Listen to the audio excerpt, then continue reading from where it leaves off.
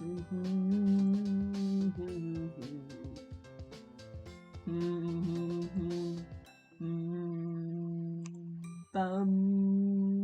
ba dum, do, do, do, do, do,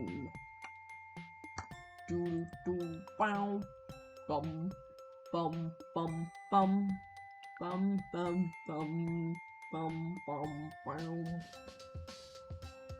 Bow, bow, bow, bow.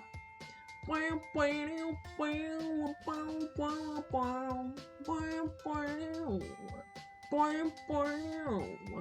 Wow, wow, wow, dow, dow.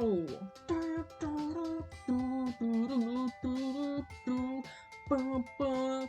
Do, do, do, do, do, do, do, do, do, do. Hi, welcome into the stream. Hi, yeah, we'll be starting in just a little bit. So, enjoy the hearts while we wait and the lovely music.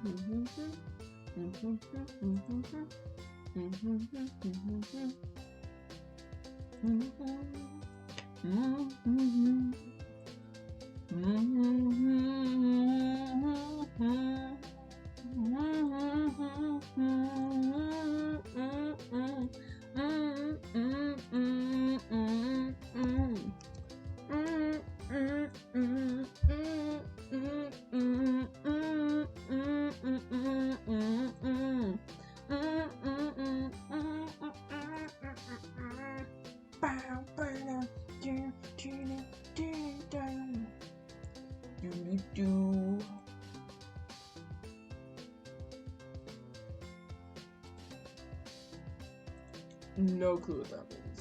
I do not know.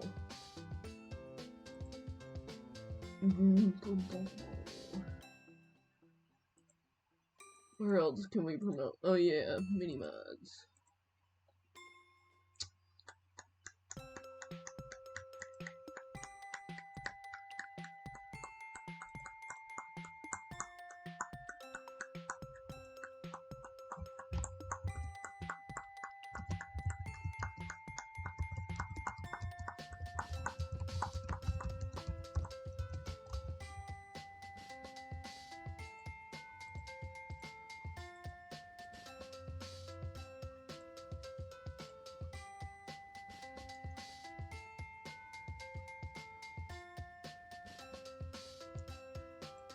Ba-da-da, ba-ba-da-ba-ba.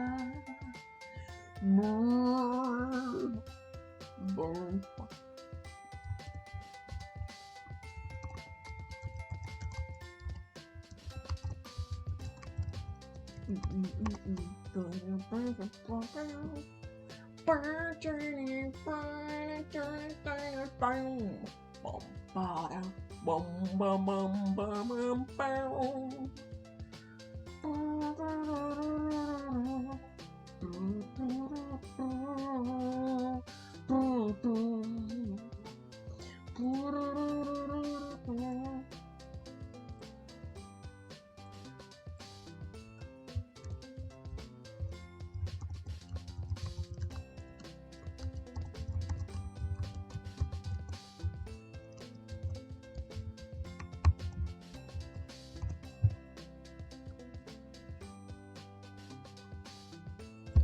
Ba-da-ba-da-ba-da-ba-da-ba. Bow, bow. Bow, bow. Bow, bow. Bow, bow. Bow, bow. Bow, bow, wow, wow. Wow.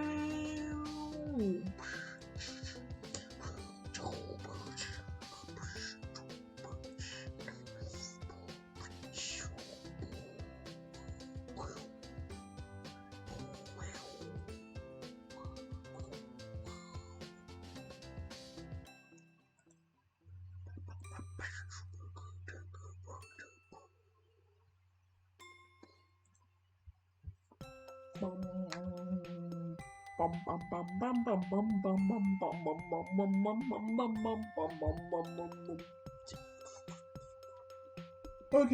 Hi everyone. Hi. Welcome in. Welcome in. Hi.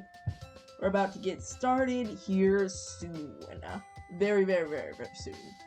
Today is going to be the start of it's gonna be the start of a Valentine's Day series that I'm gonna be doing for the entirety of February, actually. Yeah. Thanks guys for the Among Us in chat. That's really helpful. I need to turn the sensitivity up a little bit because I talk loud. I talk loud actually, and I don't think up here is considered yelling. So, yeah. Okay. I think that's good, Don't worry about that. Oh, hold on. Whoop. Go to here, green screen, there we go. Among Us, great. Thank you guys. That is just fantastic. Should I make the background pink? Hold on. Where is that thing? Color source. Yep.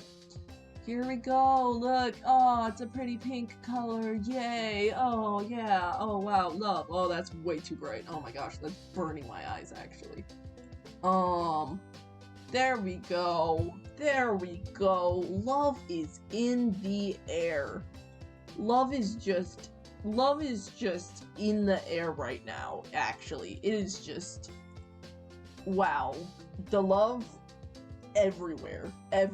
It's bonkers, you know.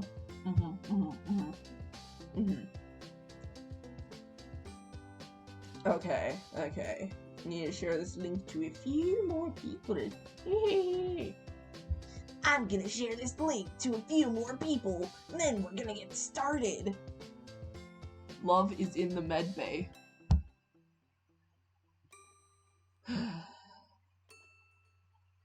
No, I love it here. No, I love being a streamer. Yeah, no, it's great.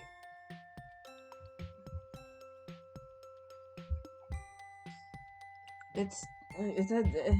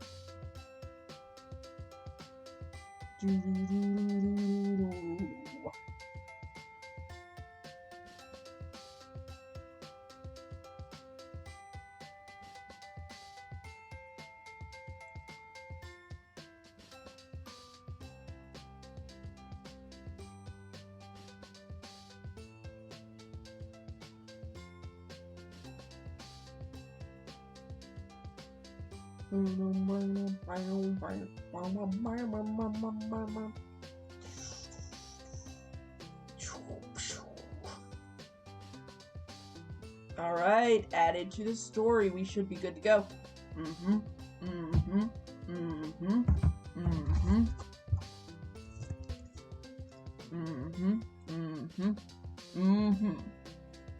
Hi, Micron Dave. So, I'm gonna be honest, don't know who Micron Dave is. Sure they're a lovely person. / Oops, wrong send. I meant to say love is in the microwave. Please never say that to me again.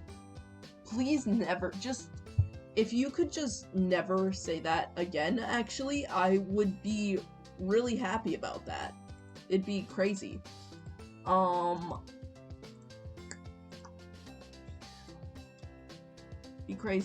It'd be crazy. I love microwave. I store a lot of love in them. Me seeing your medbay data. Dang, baby girl, your heartbeat must be racing because of my hot girl swag.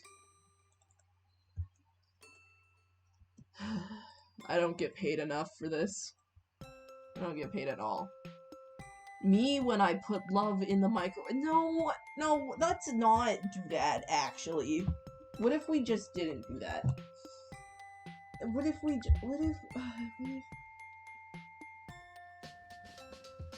just didn't, actually?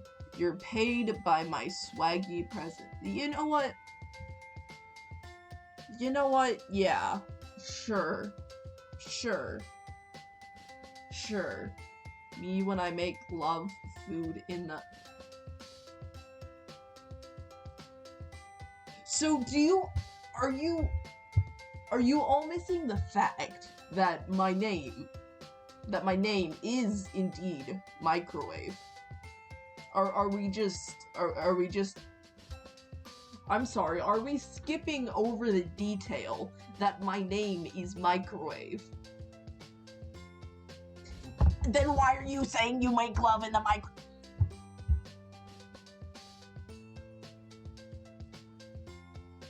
I'll pay you in exposure. Great! Yeah, promote me.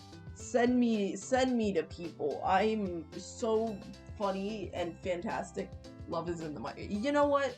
It's true. And I would say I love you guys, but you are testing my patience with the Among Us. So we'll see how that goes. We'll see how that goes. Exposure to my girlfriend. Okay, but like, could you maybe expose me to people who don't know about me? Among Us in the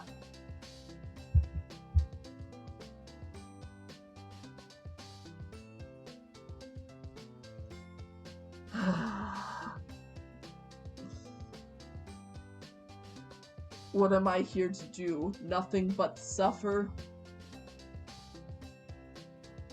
Apparently.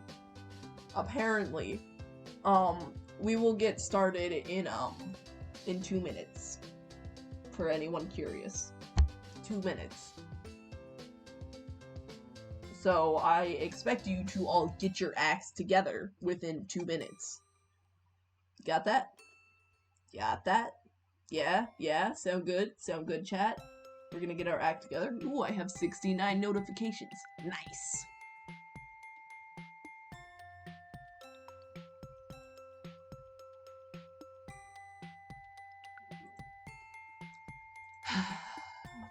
You know what? I gave you one chance. I gave you one joblin, and do you know what you did? Whoa, we have stickers on our wall. Ooh, who put those up? Ooh. Oh, that's pretty. It's kind of like in swirlies. Wait, what was I saying?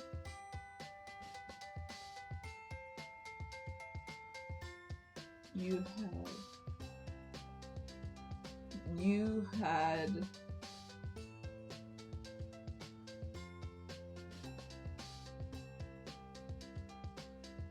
you were saying you love my presence. No, I know that's not it.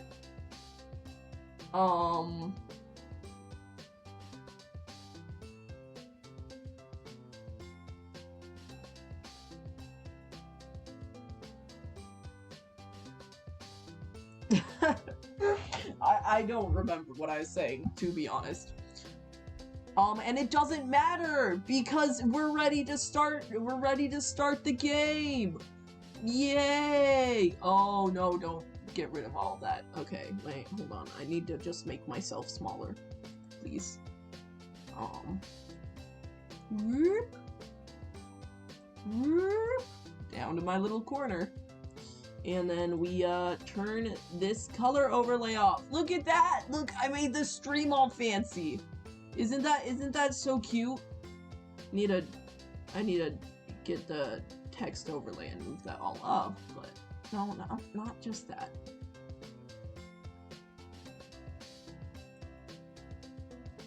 Okay, anyways, look at that! It's so cute!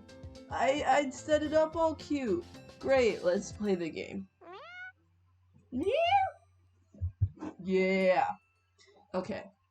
New game! Are we so excited? Okay, okay. Who do we want to be? Look at their little faces. They light all up. Who do I want to be? That guy's kind of scary. That person's cool. Chat, who do we want to be? Who do we want to be? Who are we thinking? I'm kind of thinking this one. They've got gender. Random name. Pauline. Maureen. Fred. Top right. Yeah, that's what I was thinking. Henry.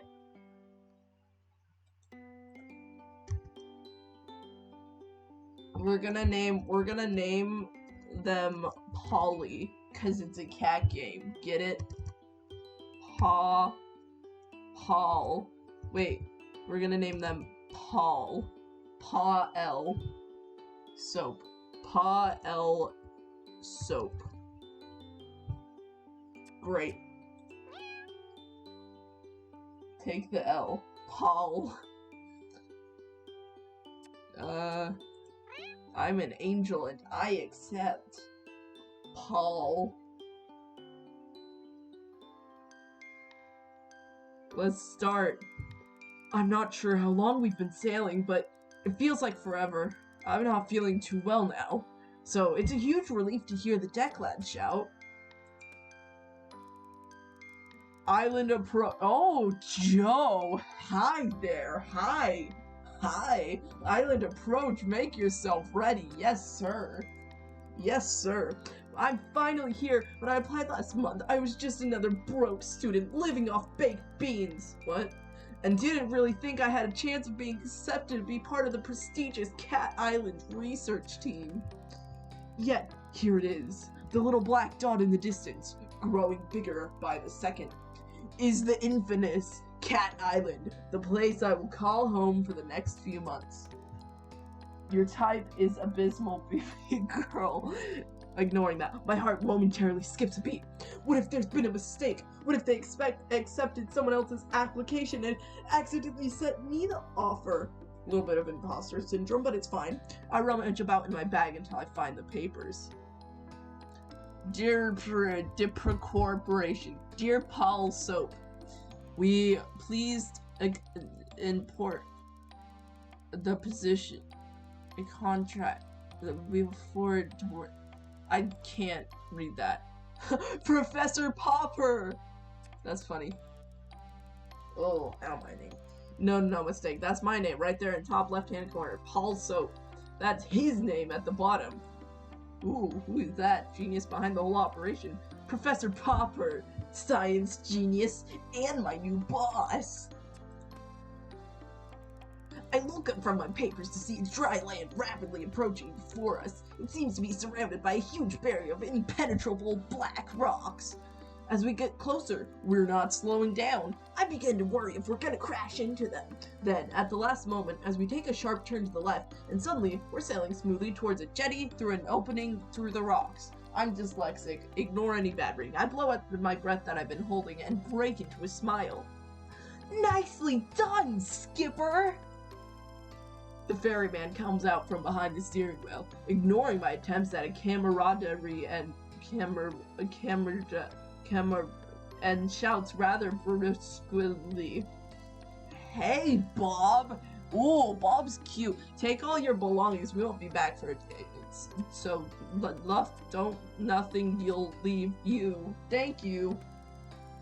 I smile weakly at the ferryman and his son, and pick up my bags. Ready to disembark, we glide seamlessly up the wooden jetty, and the son leaps ashore to tie us off. He's greeted by a bulky man in uniform, who I take to be a security officer of some kind. Camaraderie. Thanks. Oh, hello, Zane Jones. Hi. Hello there. Goodness, wow. Hello. Joe, sir, caught you a mouse. And then he laughs loudly, as if he said the funniest thing he's ever heard. Ha ha ha ha ha. It's very disconcerting. The security guard, wow, remains surely and turns his attention to me. Hi. Let's be having you yeah, you can have me. Yeah, no, you can, yeah. Yeah, sure. He holds out his large hand, which I assume is an offer to help me off the boat. Whew.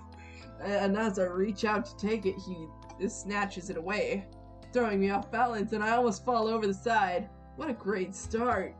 Yeah, it is. ID card? Oh, I see. Yeah, that's it. Of course. My bad. I reach into my back pocket and hand over the laminated card I was given on the mainland.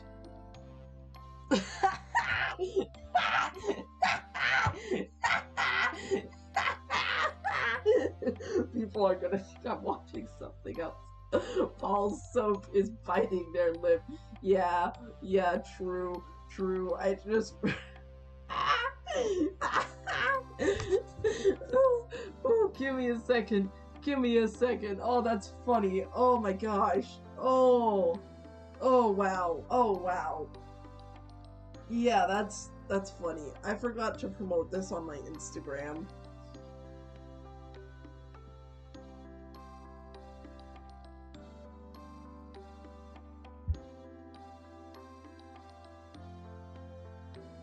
Let me promote this.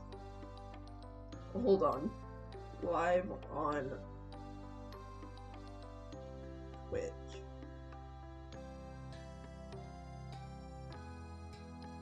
Microwave.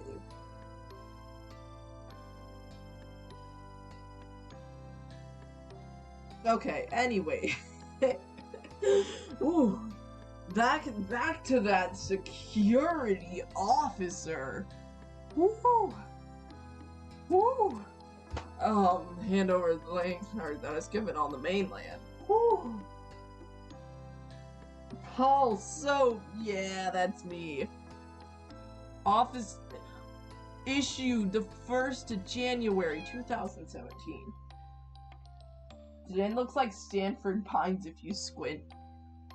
You know my type. He barely looks at it before striding off, grunting over his shoulder. Ooh, oh, hi.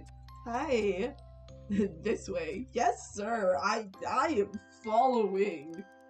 I follow him down a dirt drag path. Are we going on a date and get my proper view of this island? It's beautiful, lush, and green. I'm already under its spell. And Zane's. Stanford Pines supremacy is so true.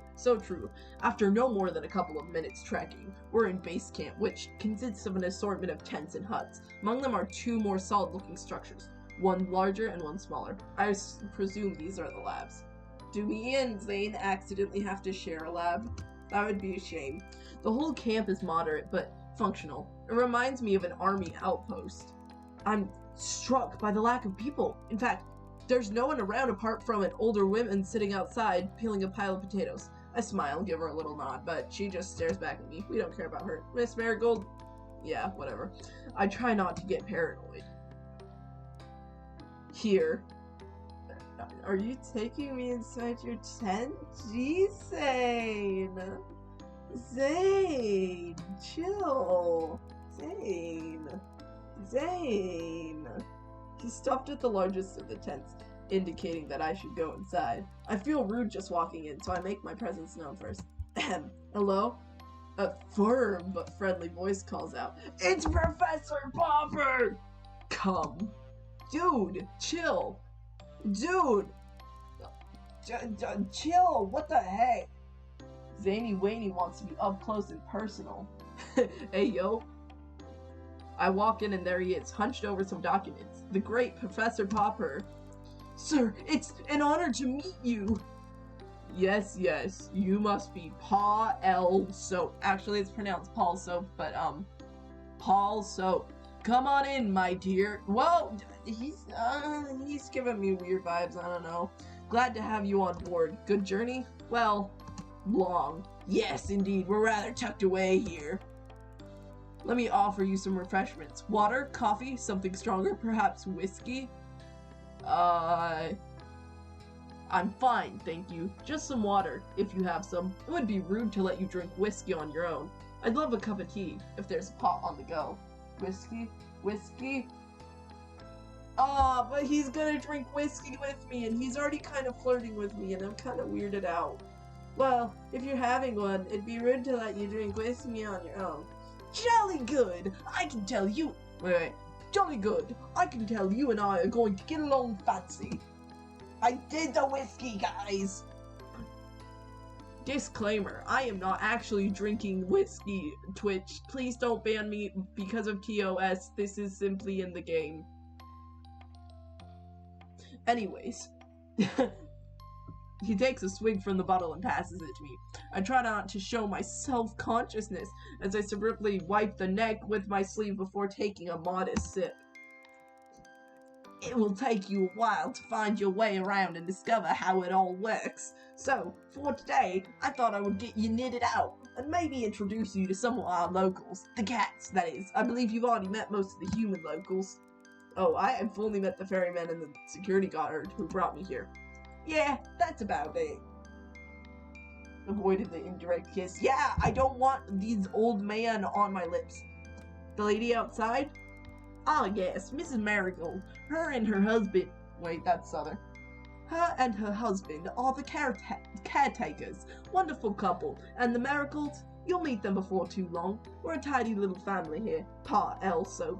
Actually, it's Paulso. Pa Elso. And I'm sure you'll fit in nicely. Thank you, sir. I hope so. Okay, so first things first. This is your basic knit. He begins going through a pile of things on his desk, explaining each of them in turn. Professor Popper has a tooth gap in his sprite, but not in his character portrait. Well, that's probably because his character portrait has a closed mouth. So this is your backpack. You can put everything in it. We'll be going on plenty of field trips, so it'll be very useful.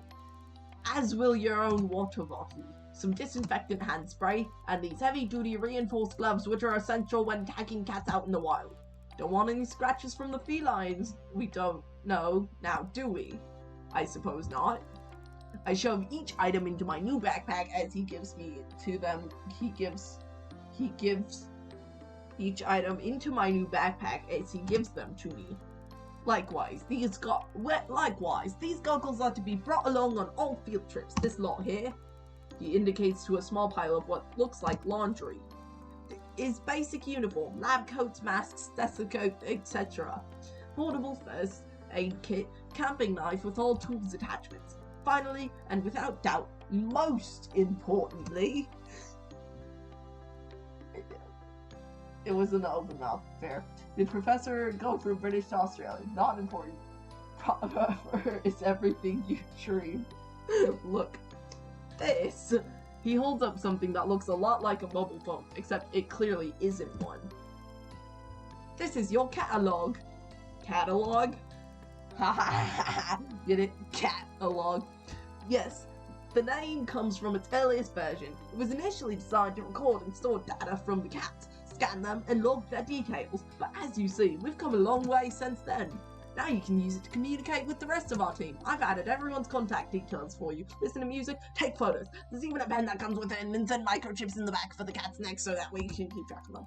It's a very valuable piece of equipment, Pa Elso.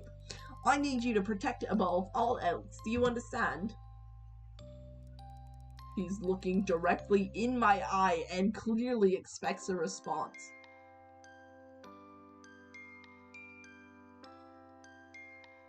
Now the question is, what kind of way do I feel? Yes, sir, of course, I will look after it. Good, you'll get to know all the functions as you go along, but for now, I would suggest we take a stroll out and see if we can't find a few new friends to introduce you, so that way you can try it out. He hands me the gadget. I feel a bit nervous taking charge of it, but also really keen to have a go.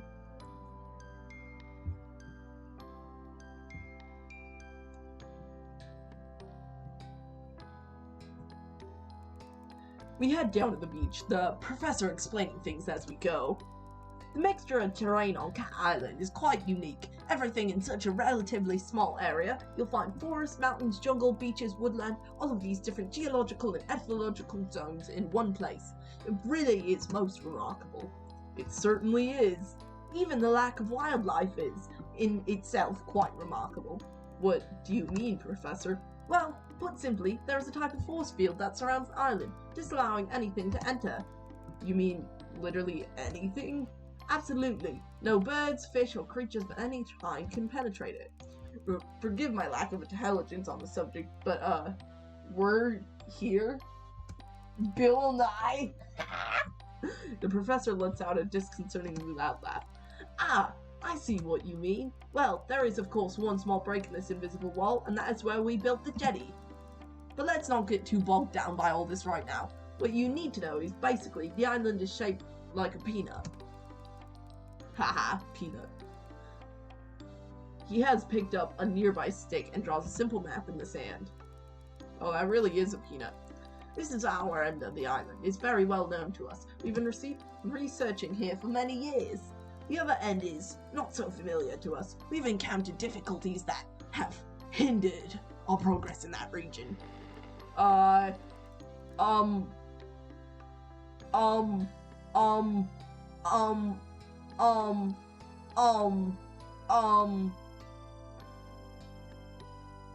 that's probably fine. What type of difficulties, Professor? that was probably fine. That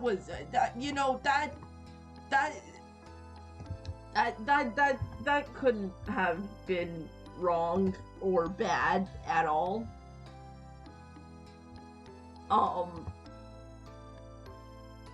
Yeah, no problem there. That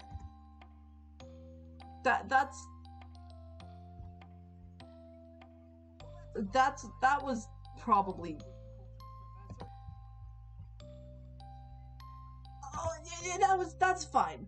Anyways, we're just gonna ignore that. Well, we're not as sure as we'd like to be, but what we can tell you is that the environment has adverse effects upon humans, inducing nausea at the very least, and at the worst, fainting, migraines, possible nerve damage. Gosh, that is serious. As I say, it's best to keep away, but let's not go into all that now, my dear. We've had a long day. For now, let's just say we refer to the far end of the island as the danger zone with good reason. I must ask you not to put yourself at risk by venturing beyond this mountain range here. And what this professor doesn't know is I'm manic right now. I will put myself at risk. / half joking. He refers to the map once again, drawing a line just past the center and next through the end section. There are wild, aggressive cats out there. I wouldn't want you getting too close to them. Unlike our lovely fellows closer to home. He has led me to a spot where there are a few cats are landing there. What do you say we try out our catalog now, Paul Soap? Paul Soap. He stoops down and picks up one of the animals, a disgruntled-looking cat who was sleeping under the shade of a palm tree.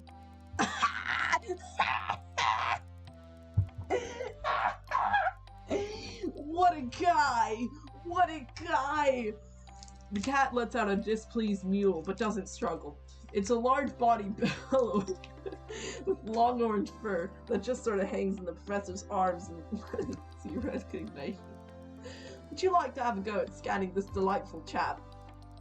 I find the on switch and somewhat timidly activate it.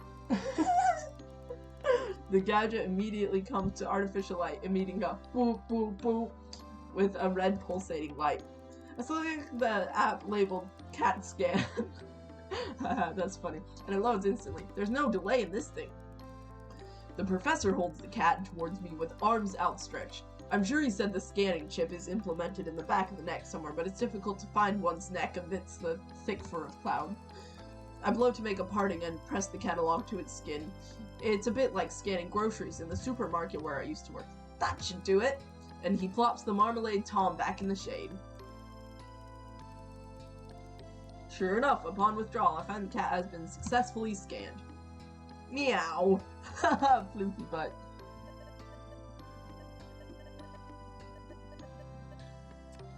Aww. Amazing! Clever, isn't it? A large part of your job here will to be tag and scan cats such as Mr. Floofbutt here. But it looks like you'll have no problems at all in that area. Excellent work, Pa Elso. Thank you, sir. I can't wait to get started. Well, why don't you get a bit more practice with the catalog and scan the rest of them while we're here.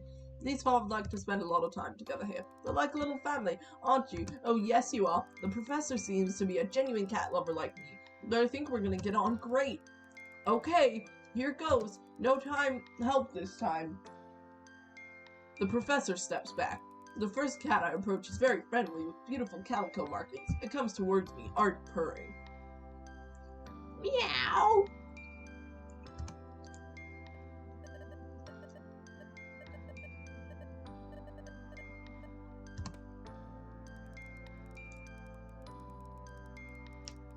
Next is an elegant, sleek, hairless cat, sitting gracefully in the sun. She doesn't pay me much attention and allows me to scan her with minimal fuss.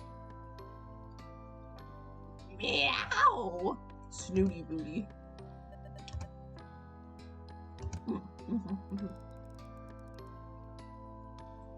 The fourth cat I approach is a noisy one. Meow, meow, meow, meow, meow, meow.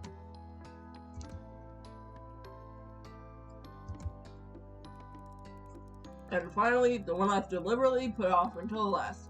He's been sulking around the edges of the activity, eyeing me suspiciously, although he could have pounced at any moment. I laugh at myself. Are you projecting personalities onto these animals?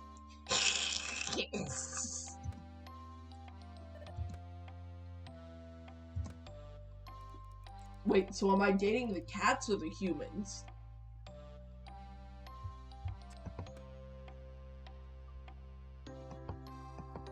Well, all done. I hope you enjoyed meeting some of the locals. Yes. Yes, to which one? The professor lets out a little laugh. I have a feeling you'll get to know him quite well in time. That's probably enough for your first day, don't you think? It's quite a lot to take in. I am suddenly exhausted and grateful to be heading back to camp.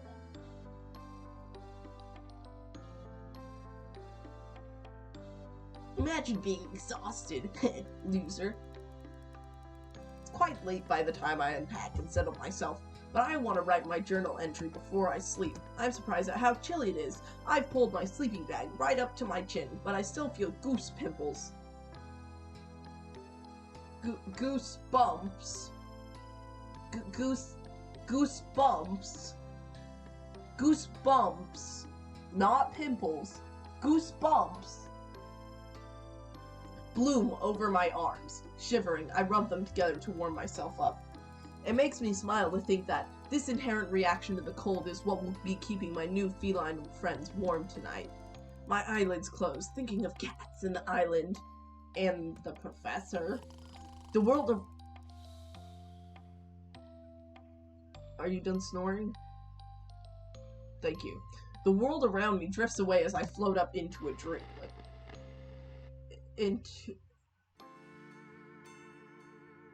What? What? No, pause! Can we not continue?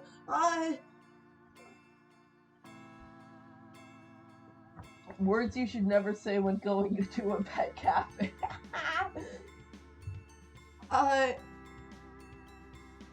Anyways, I'm not sure how long I've been asleep. I wake with a violent jolt that leaves me sitting bolt upright. It's too dark to see anything, but I hear a rustling, then a strange electronic noise. One that, in my sleepy confusion, I can't place right away. Boop, boop, boop. The catalog. Acting on instinct, I scramble to my feet and follow the noise out the tent. I look around and my fears are confirmed when I catch sight of a red pulsing light, getting fainter, in the direction of the forest. I snap into action, running as fast as I can. Barefoot, dressed in my pajamas, running at full speed into the forest in the dark night. I must be crazy! The words of Professor Popper are ringing in my ears. I need you to protect it above all else. Oh gosh. My legs are trembling beneath me. I stop, feeling my heartbeat heavy throughout my body. Bum-bum, bum-bum, bum-bum, bum-bum, bum-bum, bum-bum. I wheeze in and out, my breath billowing in front of me in white puffs. I shouldn't feel like this. Why am I so dizzy? I try to get my bearings and realize I've blundered perilously close to the danger zone. I can just make out the shapes of some large animals in front of me before my eyes close and I drop to my knees. This is it. I open my eyes. The calico cat I scanned yesterday is sitting in front of me. She drops the catalog at my feet. I pass out. You know what else is trembling beneath me? I'm the cat on the far left. Hello? Can you hear me? Are you okay? What is it? Don't be ridiculous. Kibbles, it's a human. Oh yeah, yuck. I can smell it now. Smells like a human. Oh, do be quiet. Are they alive? Of course it's alive. It's breathing, you imbecile. Why isn't it moving? Do you come on and give them some space? Move back a bit. Yes, stand back. Move out of my way. Let me have a proper look. Is this a horror game? Maybe. Maybe. I begin to come to the Sphinx cat standing over me as I open my eye. We stare at each other for a moment while I try to take in what's happening. Is this one defective? Ugh, I feel sick. I'm gonna puke. The cats watch me intently. Am I going insane? Ouch! My head! What is it chattering about? They're scared and confused. Let's talk to them. Human, are you alright? You! I remember. You took my catalog. Oh, but I gave it back to you. It's in your pocket now. I try to reach in my pocket and realize my hands are scratched to shreds. Ow, ow, ow, ow, ow. What's wrong with my hands? I try to stand. Ow, ow, ow, ow, ow. My feet, what's happened to me? Yeah, I guess that's from all the climbing. I told you it wasn't ready for that. What's that? Ready for that? Its anatomical structure is far too delicate. I don't remember all their voices. I'm so sorry. I tried to slow it down. Yeah, Floof, you tried restraining a human who's that determined. It was like a margay. Its anatomical structure didn't seem that delicate to me. It's like a what? Doing what? You made your way back to the beach. Okay, but that doesn't explain. I show my bleeding. Oh, I skipped that too fast. Ah, you crawled, Kara. Kara? Who's Kara? That's not my name. It's a term of endearment. It's an Irish thing. It's inappropriate. Wait, I crawled? You sure did. Like a cat? Yep. All the way from the mountains? Like a bleeding mountain lion. Impressive. Irish cats. Apparently. But why? Because you got the sickness. Shh. Maybe you should sit down, human. We need to talk. Possibly a long talk. Talk? Yes, that's right. Since when can cats talk? Oh, for goodness sake. Since the dawn of time. How else do you think we communicate? Ah, stop splitting whiskers, Major. You know full well what the human is saying. I think the revelation here, Kara, is that you can understand us. Yes, that too. Will someone please explain what the hell is going on here? Well, we don't fully understand everything ourselves. At least, not all the details of how this works. I think being stood in a forest surrounded by a bunch of talking cats is about as much detail as anybody would want. I agree, and more to the point, we were rather hoping you would be able to help us. You are the scientist, after all. What we do know is the clock has started ticking for you. What do you mean? Well, there's no easy way to say this to you, Kara. You'll be catified. I'll be what? Whether you help or not, you don't have a lot of time before. Ahem, if I may? It would seem, and we are basing this on our own experiences to date, that when a human manages to find themselves in what I believe you call the danger zone, they're vulnerable in ways that they previously were not. That is to say, you're screwed. You're not helping. Don't make me hiss. Wow, Mountain Lion, there'll be no violence of any kind. Forgive me for being a bit panicked here. The vulnerability to which Snooty Boot was referring, simply put, is if you are bitten or scratched by an elder cat within the danger zone, you will begin a process of change that will ultimately result in a full feline transition. Catified. So basically you're telling me I'm a werecat? I look down, and in amongst the scratches on my right hand are 2 distinctive punctures. The reality of my situation descends on me like a cold mist. Basically, yes. My head is spinning. This is too much for me to take in. Take a breath now, Kara. You're not looking good. What? Have I started to change? Feel my head, for ears, fur, everything seems to be normal. No, I just mean you're looking a bit shaky. Understandably so. Take a few deep, steady breaths.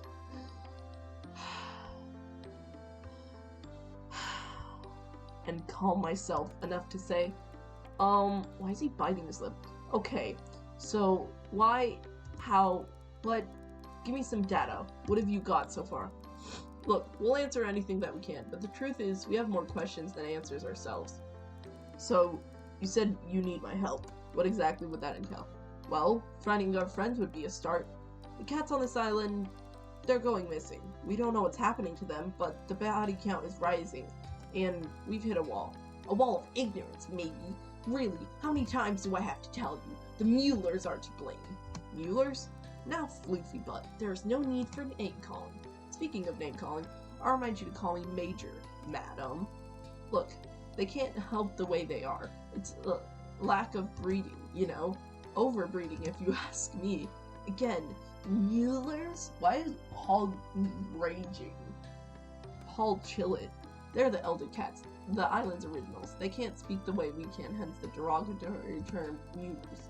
And how are they to blame exactly? Well, if I knew that, there would be no need for this elaborate kidnapping. It's really hard proving to be a roaring success after all. Look, Kata, all we really know is that we're no longer safe on this island. The elders who live within the danger zone are hostile towards us. Not sure why, it's just always been that way. Now because cats are taken, nowhere else is safe either. You expect the occasional mishap. We live in an undomesticated world here, after all. But lately, cats have been disappearing almost every day. Even the last human we catified went missing. I'm sorry, what? Let's not open wounds, Kibbles. Yes, onwards and upwards. Well, first things first. This werecat thing. Catification. Transition. Whatever. How does it work? Time passes, then you transform into a cat. Yeah. It's a gradual process. It's different for everyone, but you won't turn overnight. The clock is ticking, however. The first side effect of the transition is being able to understand us. Well, some of us. Not the elders, obviously. Not all the domestics either. Then you have the whole heightened senses thing, and the increased agility, and the crazy body hair stuff. Let's not worry the human will with all the details just yet. I assume there's an antidote? I'm afraid you're going to be disappointed in that assumption. Hang on, you said there was someone else who was put in this situation. Let's hope you're better at bet than they were. Unfortunately, they weren't able to discover an antidote or get our friends back. I know where their notes are, though. Really?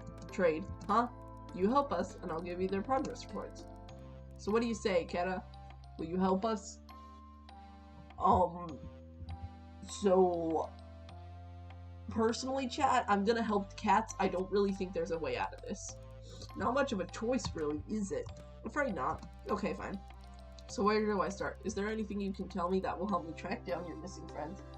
I'm helping. Will no one listen to sense? Starting with the Muellers, and I'll eat my half if it doesn't end there, too. Don't mind him. He's set in his ways. We have every reason to believe the abductions take place in your part of the island. Yes, nowhere near the danger zone or the elders. Well, that doesn't make much sense, but I suppose nothing around this place does. My catalog starts beeping. Oh, my alarm. I have to get to work. You run along now. We don't want you arousing suspicion with your people. You can meet us later.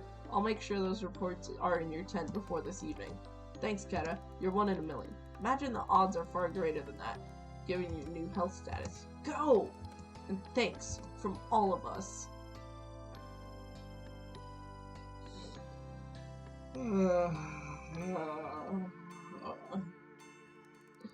After a rather painful journey, I am very grateful to limp into care. Wait, that still doesn't explain the glitching, but that's fine. I have just enough time to get myself tidied up for work and am about to peel off my filthy pajamas when I hear my catalog beeping. I have a message, but I can't tell who it's from. It's not from any of the contacts Professor Proper programmed into it. In fact, there's no contact information at all. Unknown number. Are you sure it is wise to trust everyone? Anyone?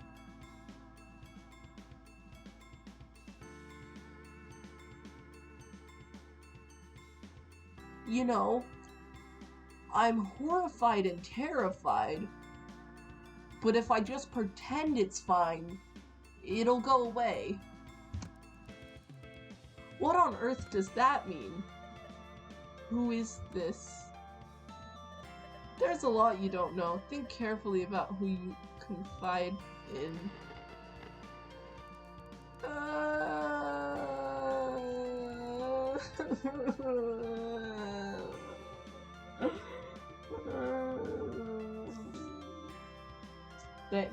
Thank you, Chi. Have fun with your homework. Before I can think of a reply, the messages are gone, and my catalog has no record of them. I don't have any time to think about this right now. I need to get ready. As soon as I'm presentable, I head over to the lab.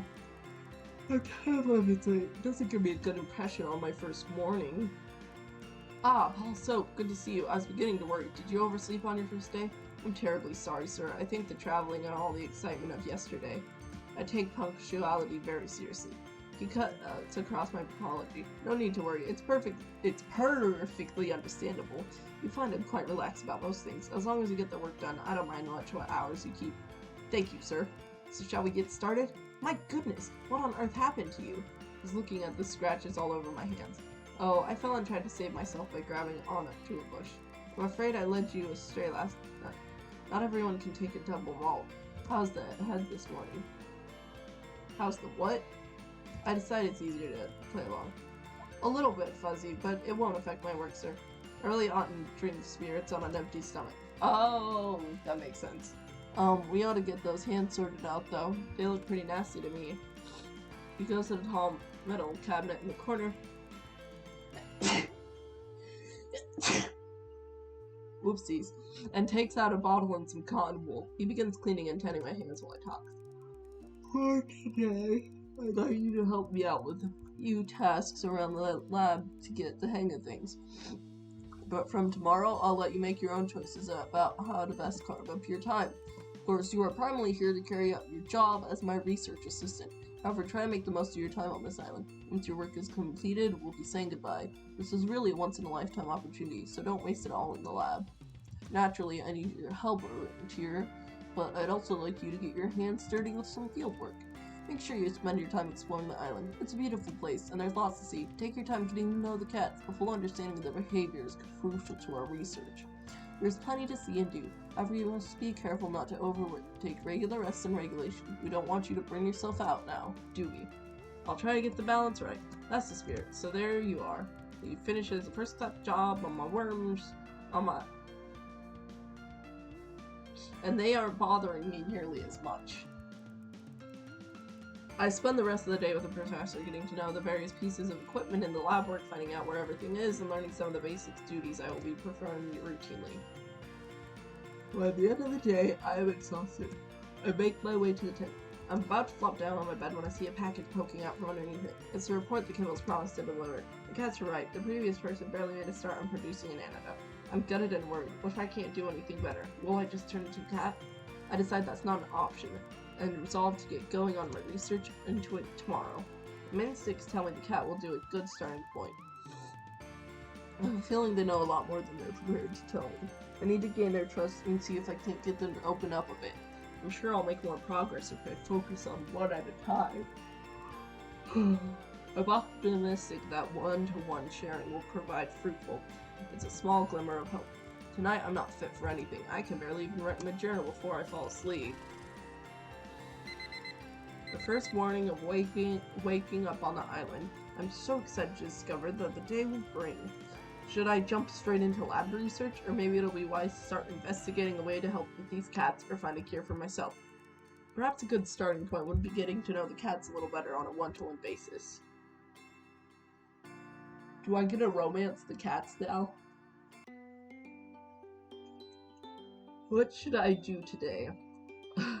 Romance, research, reckon.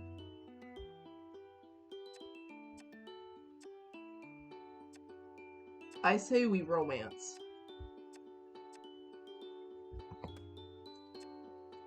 Aw, you said research. I am so sorry. I guess I can go back. But I want a romance. Fine, I'll research first.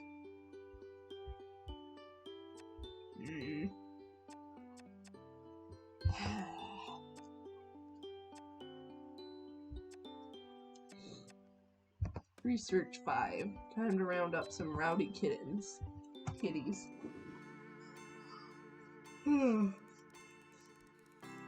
It's a sunny afternoon. Most of the cats are lazing on the beach. Perfect, like shooting fish in a barrel.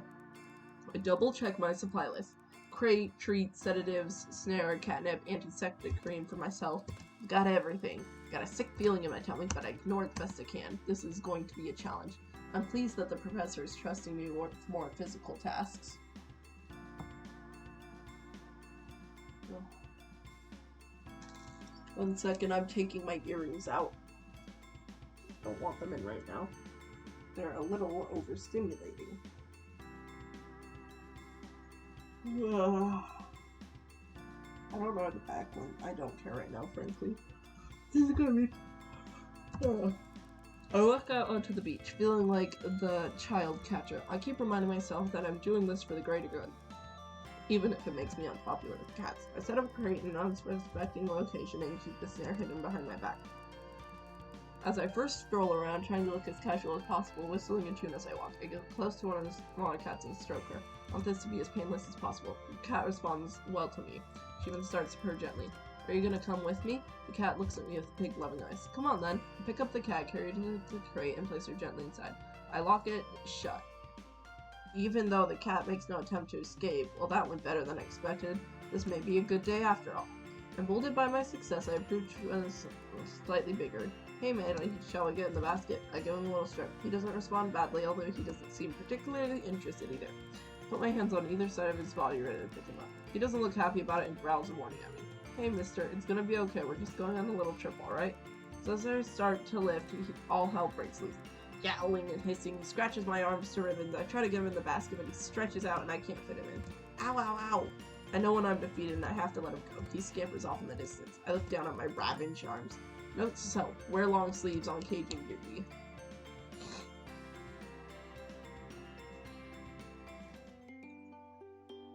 That was boring. Look what you made me do. I could have done so much romancing this time. I'm romancing now. I don't need to bend to Chat's will.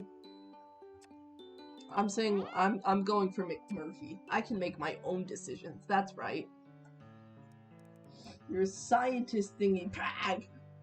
Listen, I'm here for February, and this is my time to fall in love. Kata, wake up. Mommy, is that you? Shh, quiet. Kata, come with me. I have something to show you, but you have to be quiet.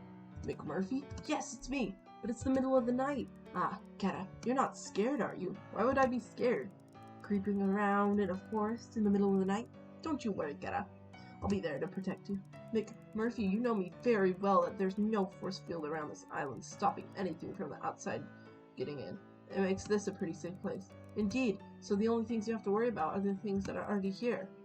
He leers at me with a mocking stare. Seriously, Murph? If you're not the worst threat here, then this is the safest place on Earth. So come on, Kata, what are you waiting for? I follow the scraggly cat into the forest. The ground is wet and muddy. I lose my footing a couple of times, but McMurphy is too determined to notice. Suddenly he stops dead in his tracks. Here we are. Where is here, McMurphy? He ignores my question and starts digging in some mud and leaves on the ground. Almost got it. Could use a hand, Kata, if you don't mind. Get these leaves out of the way. That's it. Here we are, okay? We keep digging until there's a fairly deep hole in the ground. My arms and high clothes are covered in wet leaves. McMurphy looks like a bog monster in the darkness. Ta-da! Ta-da! Can't you see it, Keta? I'm not sure what you're looking at. I always forget how useless human eyes are in the dark. Just reach into the hole and take out whatever you find. I reluctantly reach into the barrel and feel something cold and hard against my hand. I wrap my fingers around it and pull it out. I know the shape. My eyes hardly process it. It's a bottle? That's right, Keta. This is my secret stash. No one knows about it. Not a soul. I thought I'd share it with you. Could have a kind of welcome to the party I'm in for two. Secret stash? Is this booze? Murphy lets out a laugh. That it is, Keta. You drink alcohol, but you're a cat. That can't be good for your body. Well, it's not good for any bodies, but it does wonders for the soul, to be sure. Well, I suppose you're right there, McMurphy. I guess one little nip couldn't hurt. That's the spirit. I try in vain to get some of the mud off before giving up and sitting down against a tree. I would like to clarify, me playing this cat game is not an excuse to draw me as a cat boy. I would like to make that blatantly clear. This is not an excuse. If I see any cat boy drawings, I am going to find a shovel and find your head. Try in vain to get some of the mud off me before giving up and sitting down against a tree. A sodden McMurphy rolls up in my lap. Yes, it is. No, it is not. No, it is not, actually. No, it is not. It takes a while to uncork the bottle. McMurphy keeps telling me to smash it open, and that the shards of glass will only add to the flavor. Eventually, I succeed my way. Well, now I have the idea. This is your fault. Don't you dare. Don't you dare. I pour a little out for McMurphy into a leaf and self-consciously swig from the bottle, feeling a little uncivilized. Look, McMurphy, what in the heaven's name is this? Ah, now, don't worry about that, Keta. It's not about the taste, it's about the company. I hardly think I'm the type of person you usually hang around with. Well, I usually hang around with cats, and you're not exactly what you'd call my type. I respond by watering my eyes and taking a swig from the bottle. Somehow it tastes like less terrible the second time around. I find humans much more interesting. They usually have a lot to say. Present company expected. McMurphy winks at me with his huge green eyes, and I blush.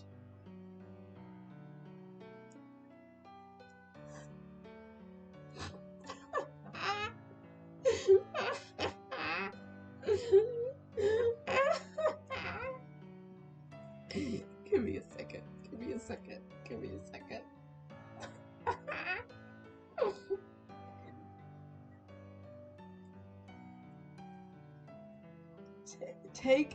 Take two.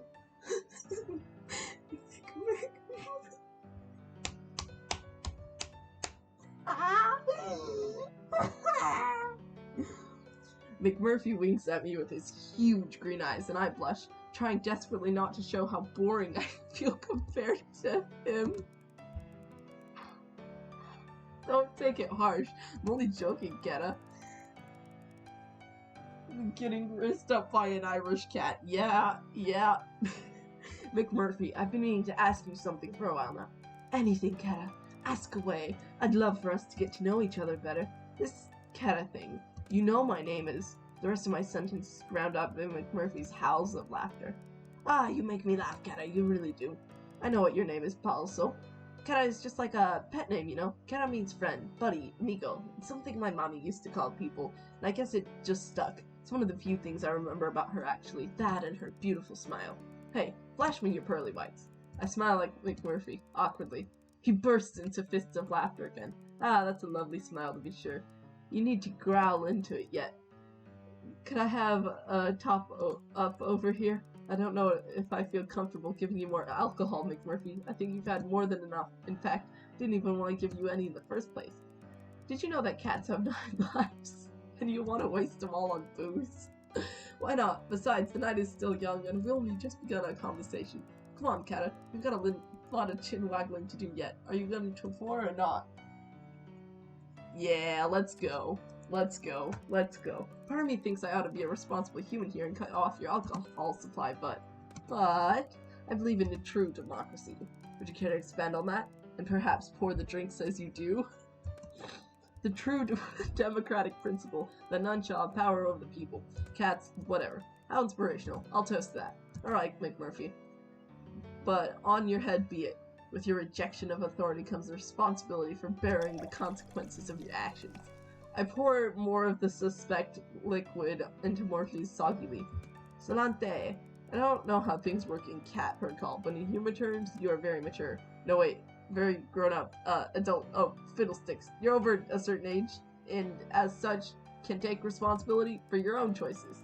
I like it. Spoken like a true libertine. Well, I wouldn't go that far, but I can shake my tail when I feel the vibe. I can't believe I just said that. This stuff is stronger than it looks. My proverbial hat is off to you. I feel disproportionately pleased that Murph has paid me a compliment. Say, Keta, you ever been in love? Oh no.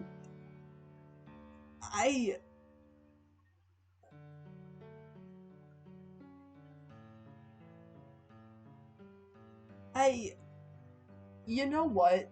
I'm just gonna pretend that all of these cats are furries. I'm playing a cat dating sim. What am I doing? Why? Do I have nothing better to do?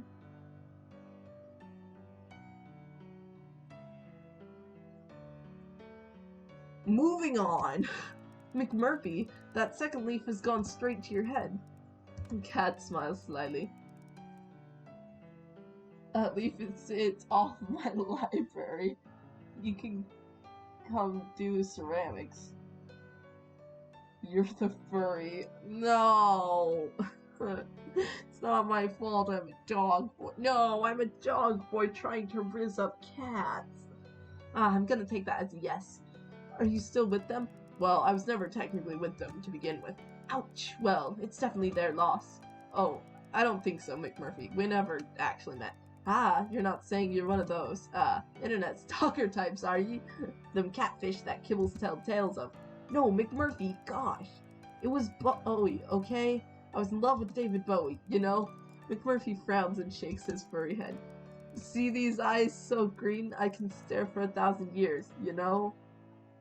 I really do not like the look on Pa Elsoap's mouth. This is no time to have an existential crisis. Just play the cat game. Okay. Ah, that's a charming song, but I'm afraid I have no idea what's going on anymore. Oh, come on, Murphy. Everyone knows who David Bowie is. Red hair, lots of makeup, one blue eye, one brown eye. Well, I didn't know one sweet soul with a blue eye and a brown eye, but I can assure you they wouldn't be caught dead in makeup. McMurphy snorts. Well, what about you, McMurphy? Who's the love of your life? Don't have one, Keta. Never have, never will. I'm a lone wolf, a free agent. I'm a big old yeti, out in the mountains, all hairy and smelly and alone. For some reason, I find it very hard to believe that Mr. McMurphy. Fine, you're right. I'm a fool, a lovesick fool. I've had my heart broken more than once, Keta, and each time hurt more than the last. I'll tell you. The thing, though, Keta, I can't remember a thing about any of them. Any of what? I don't know. Ick. What were we talking about? David Bowie? Ah, that's right. So tell me how the two of you met. McMurphy, I think I'm drunk. What the hell have we been drinking? Leave me alone. I haven't touched a drop. Ugh, I'm gonna vom. I wake up in the forest with a half-empty bottle in my hand. And McMurphy is nowhere to be seen. How the hell did I get here? I can't remember a thing. I look at my catalog. Wow, is that really the time? Crikey, I need to get to work. You ever go get drunk with a cat?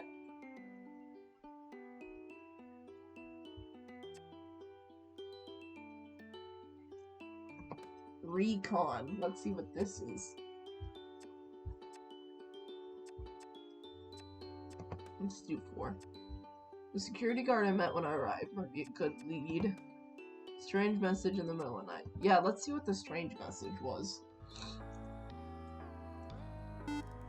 I hear my catalog beeping. I presume it's the professor. I tumble out of bed, half asleep, fumble around looking for the device. I still look at the screen, my eyes struggling to focus. The message isn't from the professor at all. There's no contact information. Come outside. Who is this? Come outside. They obviously aren't going to respond to my question. Should I do as the message tells me? Hey, chat. Do I go outside? Because in a horror movie, the answer would be no.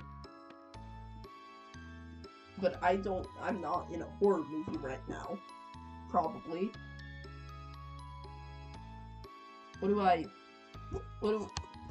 Go outside? Ah, jeez.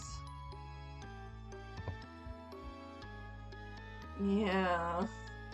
Live a little. I'm just a little nervous. I'm a little guy who's a little nervous. You know, can't blame me. Okay. Fine. You all win. Live in the meowment. You're right. It'd be possum of me if I did. And curiosity is roused. I have a feeling there's something important to learn from the stranger, so I throw on my clothes and crawl out of my tent. I don't see anything out of the ordinary. Anyone out there? My catalog beeps again. Walk to the edge of the forest. I'm not going any further until you tell me who you are. Walk to the edge of the forest. No! Walk to the edge of the forest. Walk to the edge of the forest. Walk to the edge of the forest. Stop it! By now I realize I've walked to the edge of the forest. At the edge of the forest, I see something on the ground. As I get closer, it becomes clear. It's a small posy of flowers.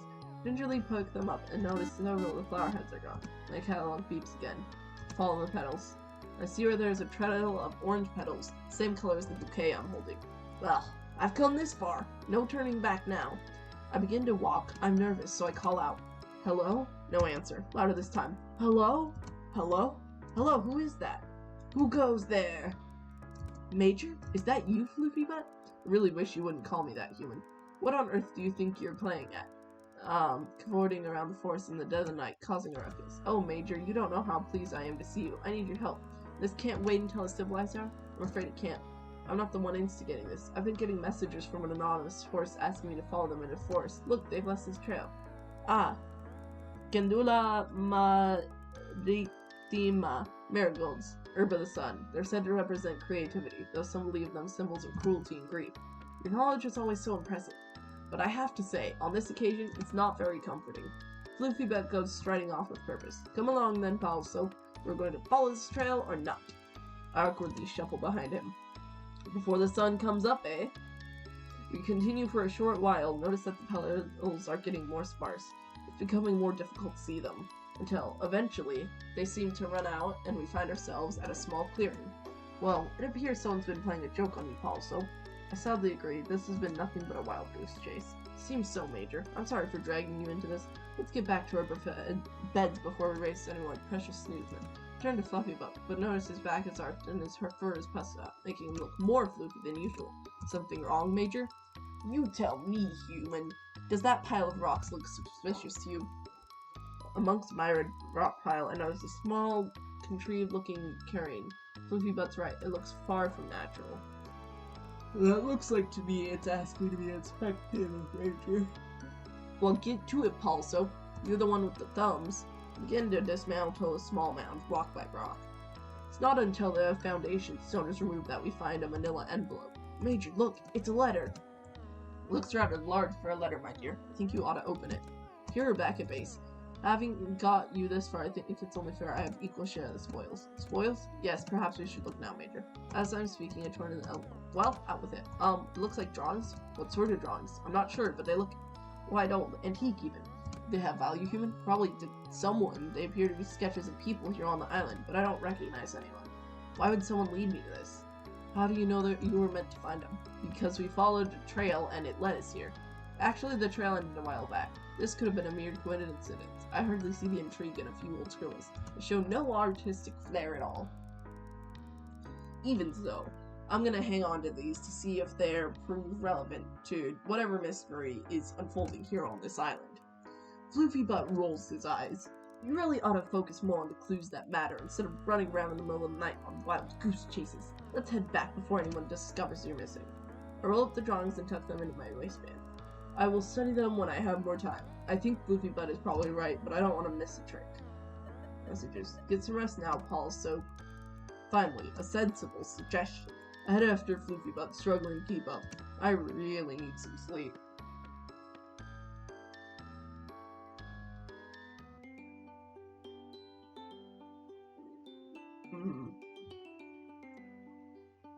I think I should do another set of romancing.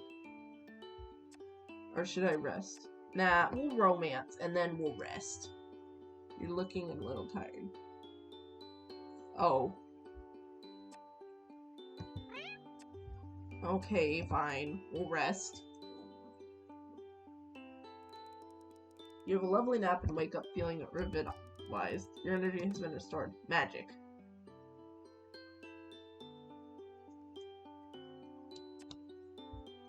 Now it's time to romance. Oh. Why is the heart broken with Snooty Booty? Is it because we didn't go with McMurphy the other night? That makes me want to cry. Oh, Snooty Booty, come back.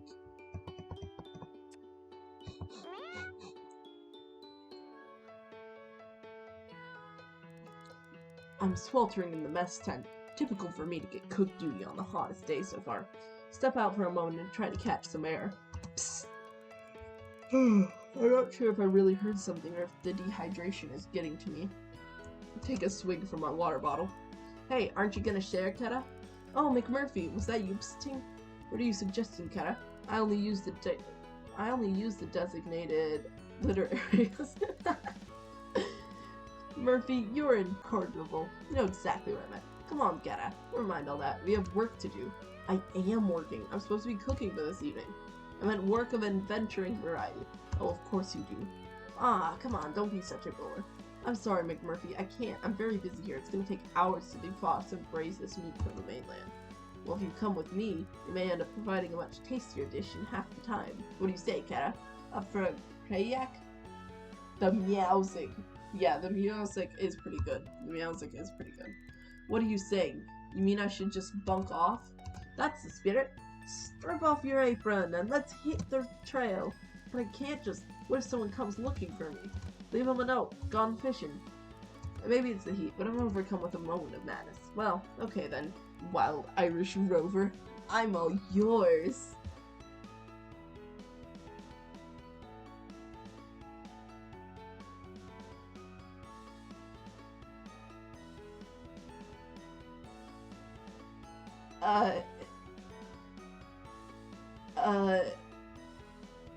Is that blush or...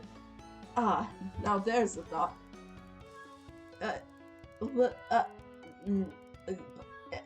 Pause. What? Pause. What? Huh? Rewind. No. Rewind. Play again. What? But before I can answer, he slunk into the thickening of the forest behind the clay cooking pot, whip off my apron, and follow behind.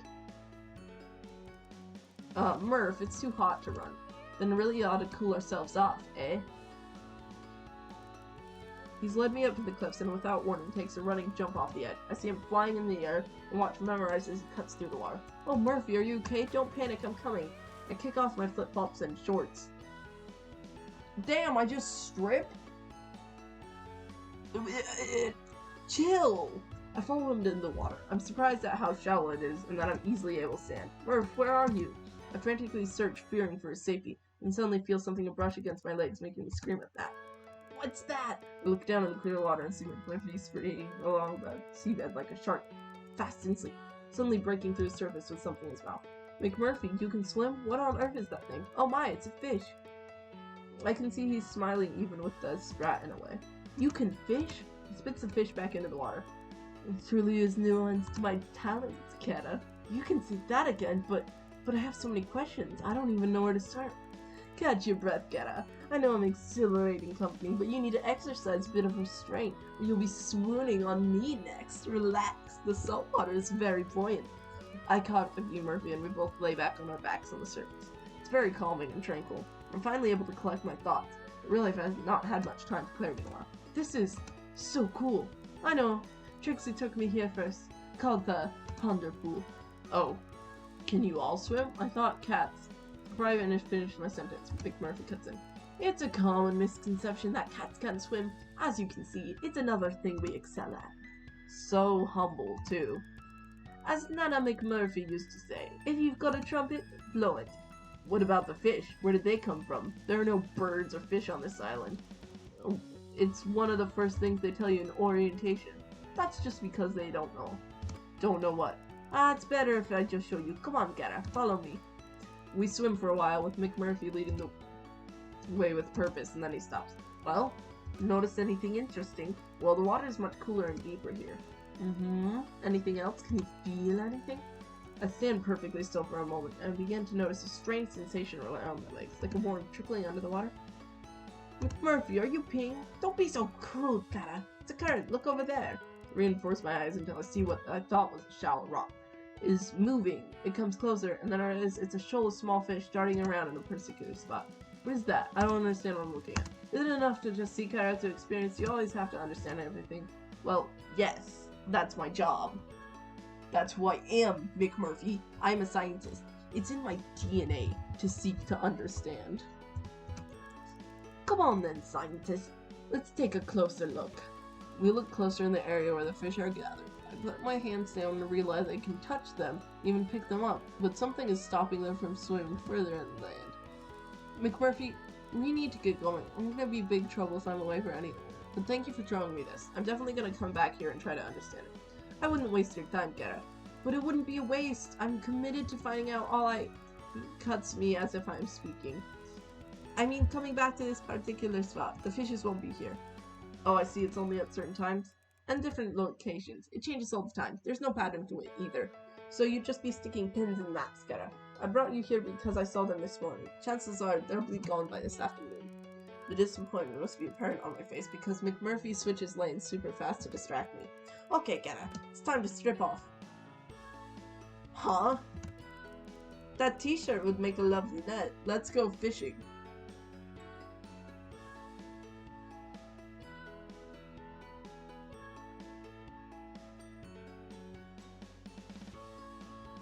Excuse me? Oh. I see. Yeah, let's go fishing. I whip off my top and use it as a net to scoop as many fish as possible. It's quite effective. Great idea, Mer. Now you can wrestle up tasty fish supper in no time at all, and you get to enjoy my company for an extra hour. Win-win, Keta. Okay, so now I have a little challenge for you. That, Keta, is music to my ears. That's a little more I like than a gauntlet thrown. Well, it's hardly a gauntlet, more of a brain teaser. How am I going to explain to the rest of my team this bountiful ocean offering? Well, why then tell them anything at all? Because they're going to notice that we're eating something that wasn't on the delivery list, or the menu rota, or the way it tasted too fresh for something recently defrosted. You worry far too much about things that don't really matter, Keta. I know he's right. I could do with loosening up a little, but this is a pretty big dilemma, really. Maybe I ought to tell Professor Popper about this. What's the harm? Mac has stopped splashing around and looks me squarely in the eyes. There would be harm, Keta. Trust me on that. Obviously, I don't mean to tell him about you or anything that would endanger any of us. Just noticed this shoal of fishes and took some. End of. You really think you could mention a phenomenon like this and that would be the end of it? They would start putting up a matter of all investigations and disruptions in this place. You're touchingly naive, my friend. I feel myself blush. I am a bit naive, but I don't like the thought of lying. So what do you suggest then, if you know so much about everything? Give me a plausible story and I'll follow through. McMurphy lets out a wild howl, ha ha ha ha ha, and splashes water at me. Now that's what I like to hear, you impetuous daredevil, you. I splash him back. With a furious water fight ensues. We're making such a ruckus. I'm amazed. No one comes to check what's going on. After a good 10 minutes of laughter and play, we run out of stream and float in the buoyant, warm water. Let's hear— Whoa, voice crack. Let's hear it then, Oz. What's my cover story? It's a very simple case of brazen bluffing. Okay. Make a simple but delicious meal, and if anyone should ask where the fish came from, shrug your shoulders and ask the same question. Huh? It's all in the poker face. You remain completely impassive and ask the same question. Yeah, I wondered that too. Where did the fish come from? They're delicious. Really? Trust me, Kara. As a cat who is forever risking one of his 9, the simpler you keep it, the more they buy it. If they ask you where you got them from, tell them the fridge. Simple. I feel quite giddy at the prospect of getting away with a ruse. Okay, Murph, let's gather the supper. We have abundance in no time, and I'll haul my catch back to the kitchen in good time and make a tasty meal for everyone. And a little extra for my feline pals.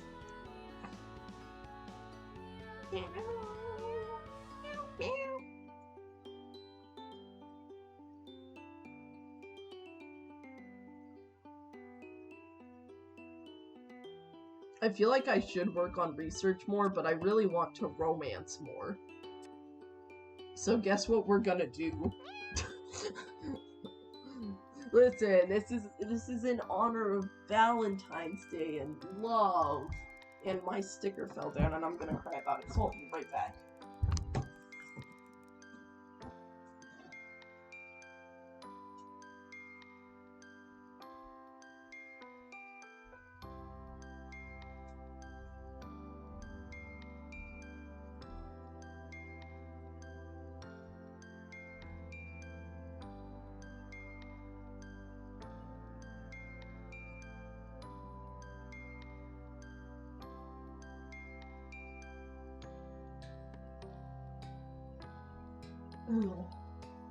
Okay, that has been fixed.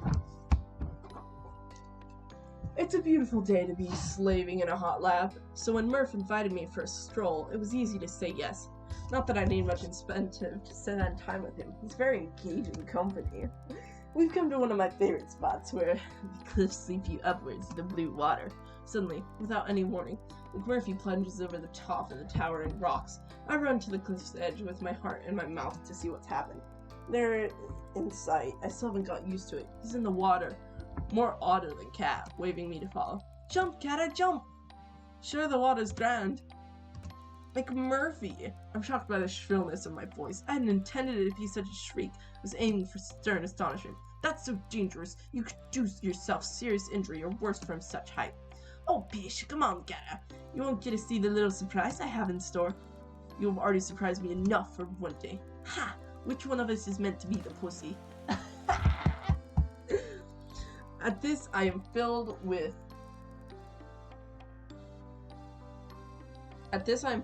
indignance that takes over my body, and before I know it, I am halfway between ledge and water, bracing for impact. This way! I'm still catching my breath as McMurphy's head disappears under the surface. My mind is saying, no, this is ridiculous. Get back to land this instant. But my body is following the Irish cat. Next thing I know, they're gonna say, McMurphy's green orbs turn towards me. Don't quote that. My eyes take a moment to adjust. But when they do, I hardly believe what I'm looking at. It's a ship. As we approach the stern of it, it looks pretty much intact. I see the name on the rear port side, and though faded and worn away at parts, the words are unmistakable. Kitty's Desire. My head is swimming due to the excitement and lack of oxygen. I flounder to the surface to catch my breath. Kitty's Desire? I feel like I know that name. McMurphy eventually bobs up to join me on the surface. Surprised? A shipwreck? Here? This is a very old island, Kara. A lot has happened here. But how did a ship even get here before the path was made? Hey, don't ask me, Kara. I'm just in it for the grog. McMurphy smiles and dives back into the murky depths. I follow a flailing flesh bag in comparison to Murphy's sleek figure. Damn. Sleek figure. Woo! I try to get a closer look at the wreckage. It's a big ship, like a trading vessel, judging from the size. It's hard to tell how old it is, but it certainly isn't modern, maybe 18th, 19th century. So we enter the ship from a huge hole in the stern. I realize that a lot of the vessel is actually on land. It's obvious that it ran on shore after it was damaged at sea. There's not much time to ponder the mechanics of what happened as McMurphy is tugging at my t-shirt with his right paw, while gesturing with his other paw outstretched. To the cabin he wants me to enter. I'm grateful for the air trapped inside and gasp for breath. Here, Kata, look! Hang on, let me catch my... He is already ducked into the next cell. How is he not out of breath? I realize his ability to swim underwater is unusually strong, but he barely breaks the surface at all. In here, through the hole. He sounds really excited, and as I enter, I see why. There, in the center of the cabin, is a chest. It's wedged between the wall and a surprisingly well-preserved writing desk. The only thing preventing it from falling and being buried in the sand. A treasure chest! I sound like a giddy child and feel embarrassed, but McMurphy joins in my glee, and suddenly we're cheering and laughing together. Ha ha ha ha ha! Go on, open it then, Kara. Okay.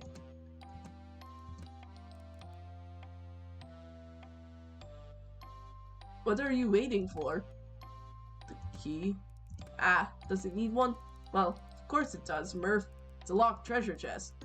Can you not just break the lock? Who do you think I am, Houdini? I don't know about that, but I do know you're a very clever scientist, whose thirst for knowledge matches my thirst for grog. So go get yours, and I'll get mine. The Moggy grins before darting into the next cabin. I hear the familiar clinking of bottles shortly after. I decide to try the lock anyway, while Murphy is getting his. I look around for anything I could lever it with, and I'm disappointed. Everything except the chest and desk must have been washed away a long time ago. I have to come back with some tools to tackle that lock, Murph. There comes no response. McMurphy is obviously still busy with his looting and pillaging, so I decide to swim to the beach to get a better look at the wreckage from the land. When I can take in the scene properly, I make out what looks like another large ship just further down the beach. I can hardly believe what I'm seeing. One huge vessel finding on its way to the island is strange enough, but two meeting the same unhappy fate is more than my brain can process. Man, if I had a nickel for every time a ship washed up on the sea and I watched it with a cat, I'd have 2 nickels. Which isn't a lot, but it's weird that it happened twice, right? The proximity of the pair would suggest a collision of some kind. Possibly the second vessel could have been a pirate ship. Maybe it was attacking the merchant vessel. I got the feeling I'm looking at the conclusion of a very interesting story here. I wonder why Professor Popper didn't tell me about it. Obviously, he must be aware of the 2 vessels. My nose for intrigue has started to twitch, and I'm burning to know more. I decide to take some of the debris, splinters, and small chunks of metals and pocket it for later analysis in the lab. When I'm satisfied, I've thoroughly combed the beach for any specimens that I've salvaged and anything of interest. I realize that I haven't seen McMurphy for a while. My heart stops and the neck of my hair begins to stand. How could I have been so wrapped up in my work that I neglected to keep an eye on my friend? McMurphy? I met with silence in still water. I run back towards Kitty Desires, my heart thumping my chest. McMurphy! I jump into the sea and back to the stern of the ship. Doesn't seem to be any life around here. I break through the surface with a choke and try to call out again, but my throat is hoarse and full of salt water. Where? Catch sight of the shallow shadow in corner and in my eye.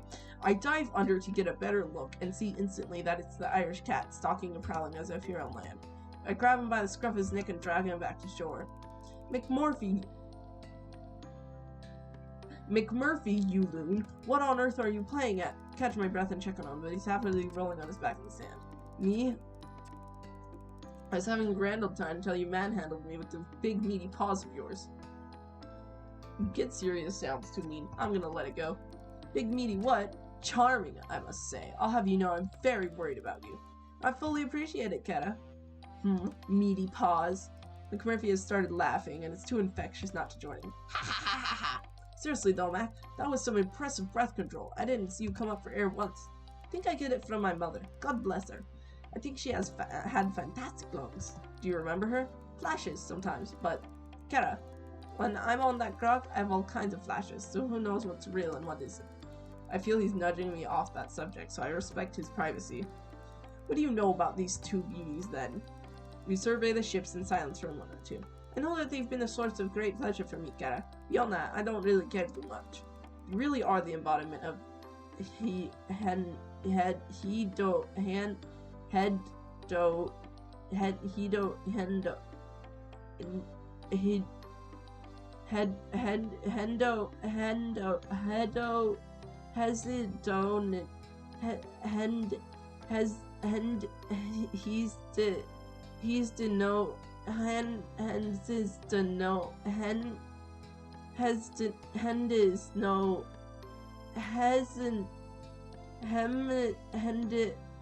he did those hedonism.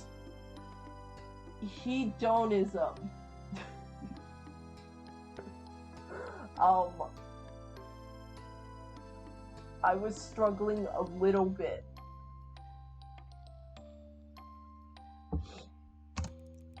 I'll take that as a compliment, Geta. Can't help but laugh. Ha ha ha! You would. There's worse things in life than a little pleasure. True, but a little balance may be even better. And that's where you come in, huh? You bring some balance to me, Geta. You let me be and you help me stay safe. Yes, I suppose so. And you bring some spice to what might otherwise be a rather bland scientist's taste.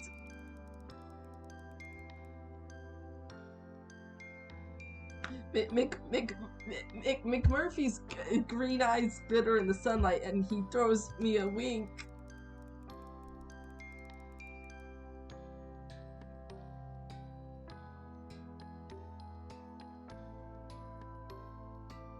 Come on then, swashbuckler. I need something to eat after all that. I'll walk you back to camp if you promise to save a bite for your friendly tour guide. Green orbs.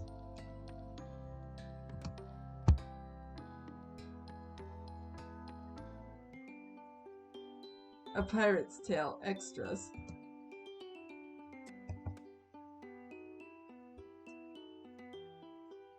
I think I'm getting rizzed up by a cat. Extras? What's this?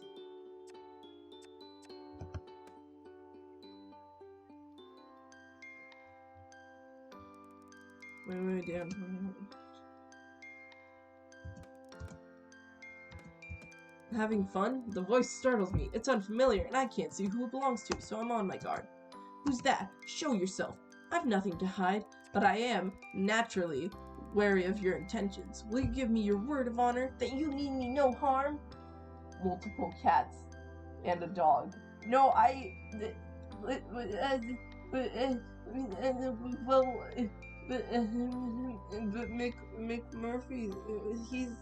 McMurphy's being nice to me. Anyways, I've got nothing to hide, but I am naturally wary of your intentions, so will you give me your word of honor that you mean me no harm? Yes, you have my word of honor. I feel like a Cub Scout. I take you to that word, and I'm happy to make your acquaintance, Captain Corn. Whoa, he looks way different. Whoa. He looks way different from there.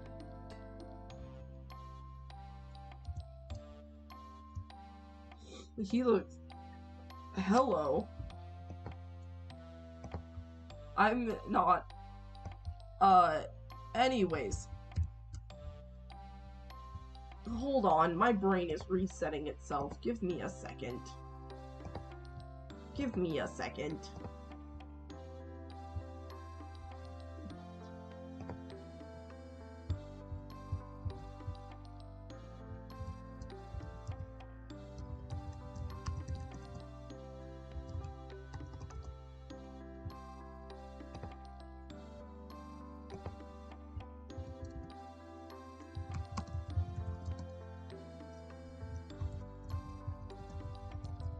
Oh, give me 1 second. Give me 1 second.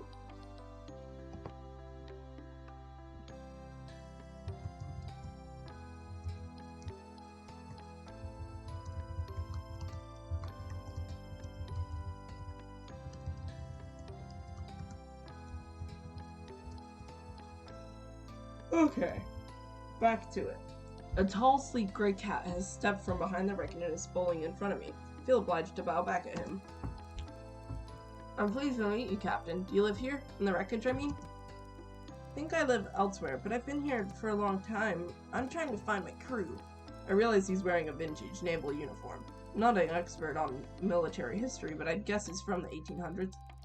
Ah, Captain, did you arrive on one of these ships?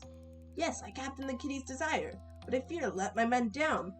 Where are they? I've been searching.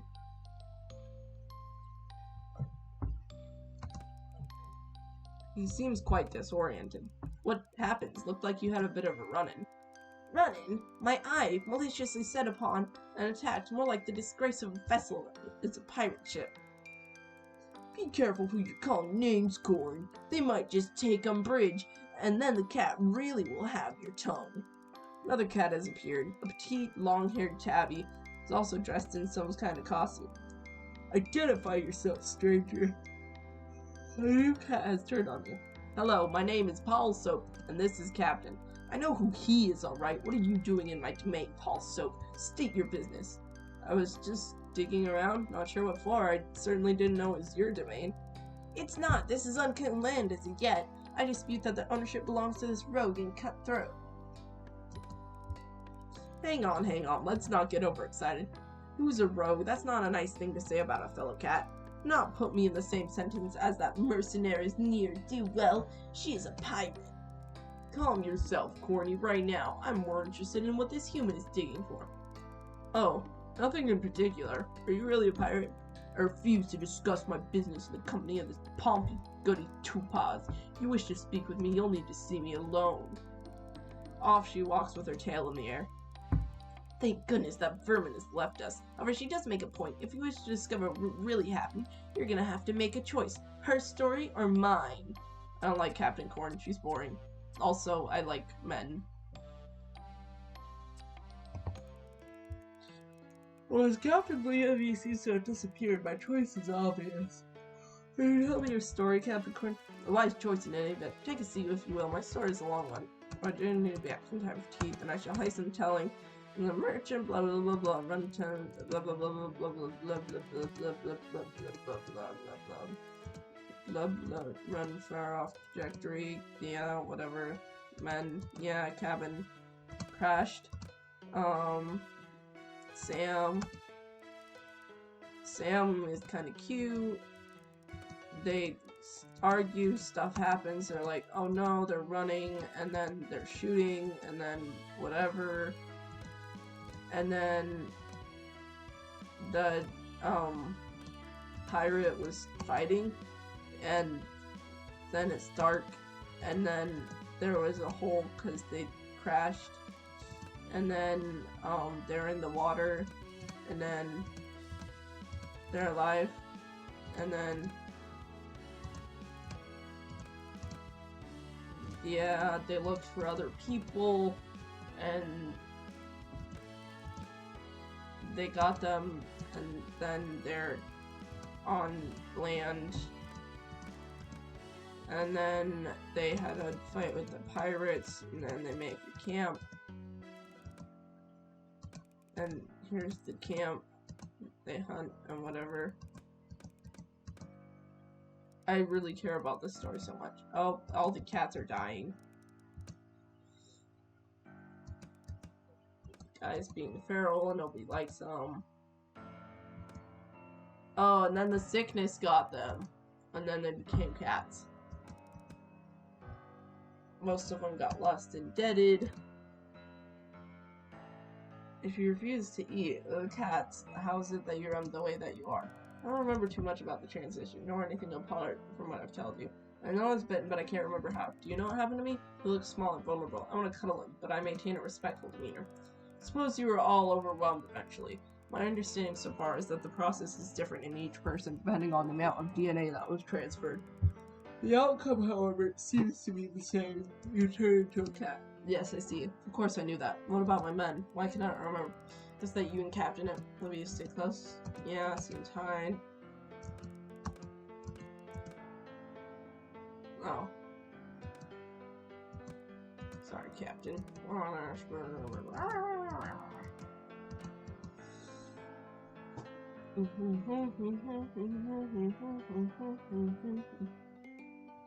I think the captain thing is a story for another time.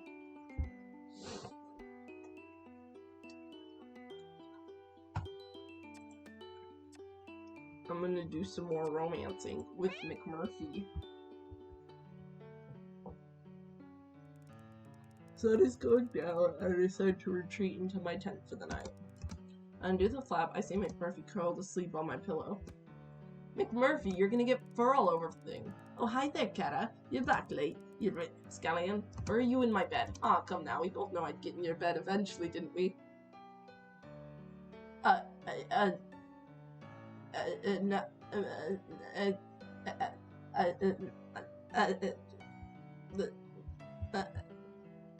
No. Now,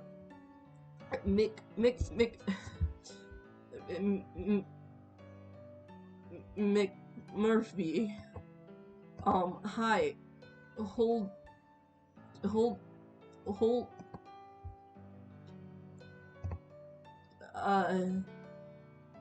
Dang, that, way more game than microwave usually get. You know what? That is,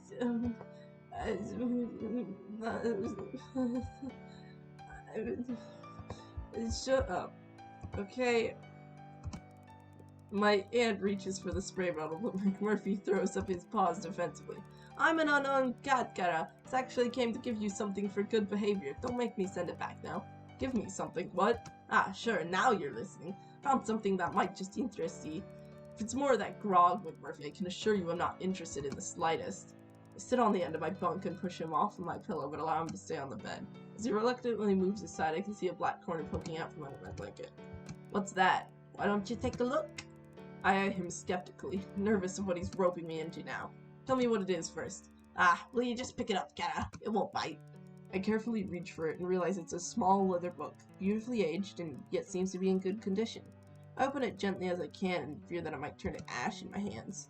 On the first page, smudged and faded, but not destroyed by time or water, are the words, Captain's Log.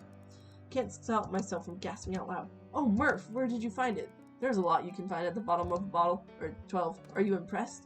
Impressed! Speechless! I could kiss your furry head!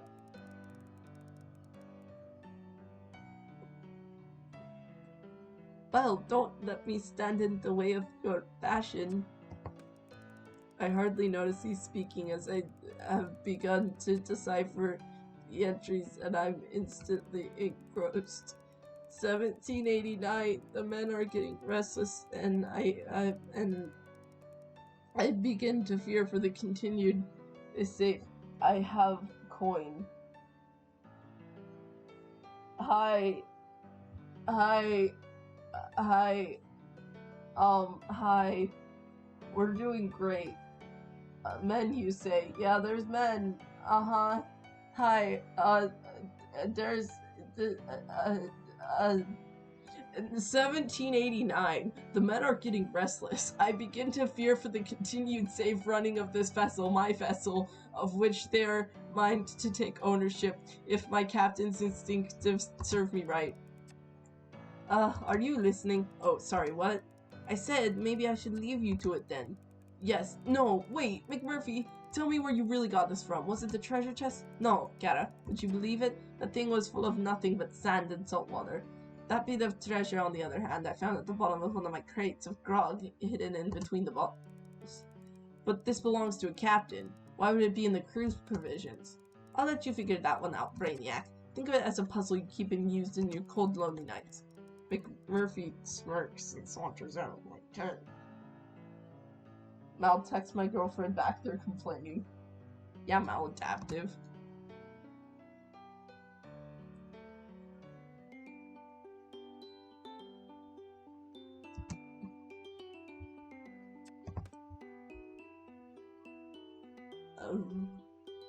I just think McMurphy is neat. The real friends are the treasure we found along the way. Listen, cry emojis don't work. I'm gonna sew a sob. Nice. I have to rest. You had a lovely nap and wake up feeling revitalized. Your energy has been restored. Magic.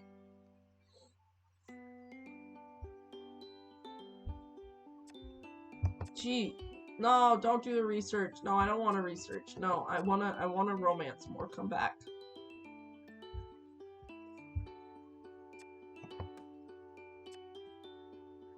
I am doing so much work in figuring things out, you know?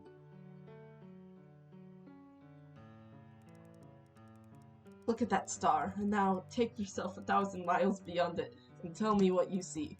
I laugh as McMurphy passes me the bottle. I take a swig before replying. McMurphy, what are you talking about? Just do it, Kara. The big shiny one way up there. Go 1,000 miles beyond and tell me where you get to it. No math, only women. I agree if you take away the WO, because I love men. I smile. I'm partying on Venus. Oh yeah? There are so many goddesses here, McMurphy. They're all naked. You should see that.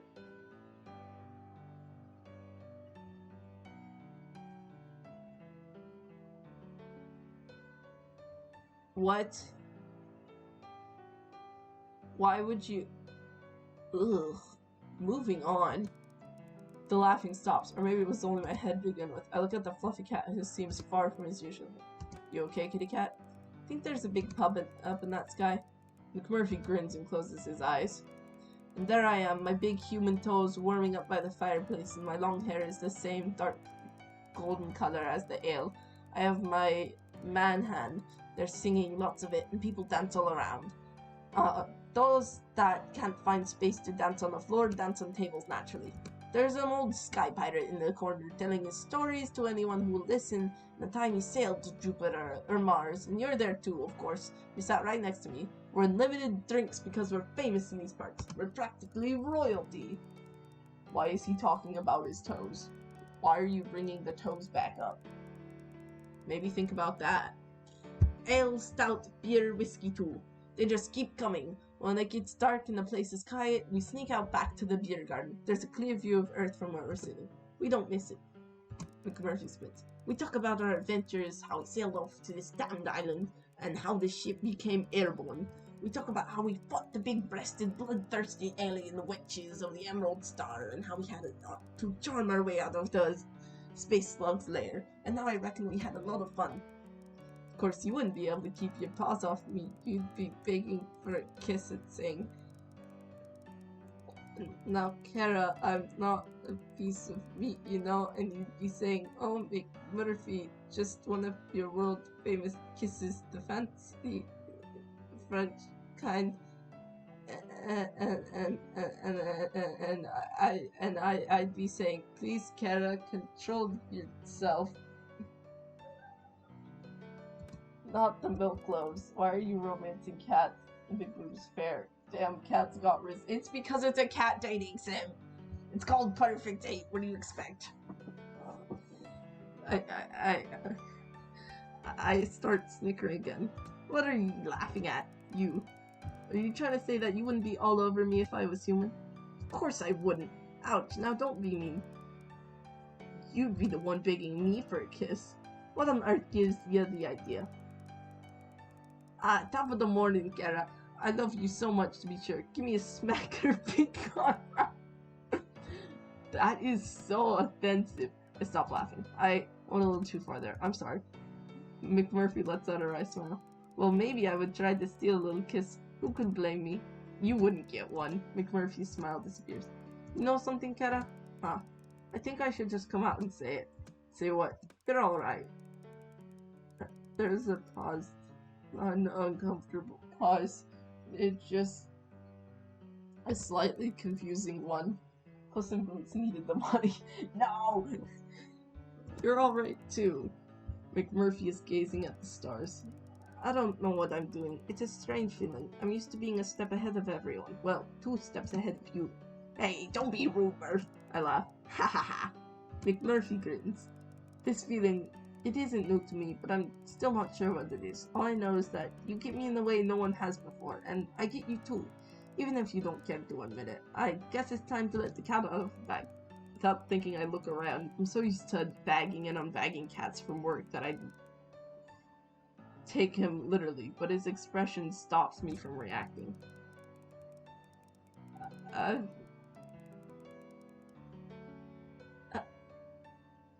I've become attracted to you in these last few weeks. You've captured my heart, and I don't want to be without you, Kara.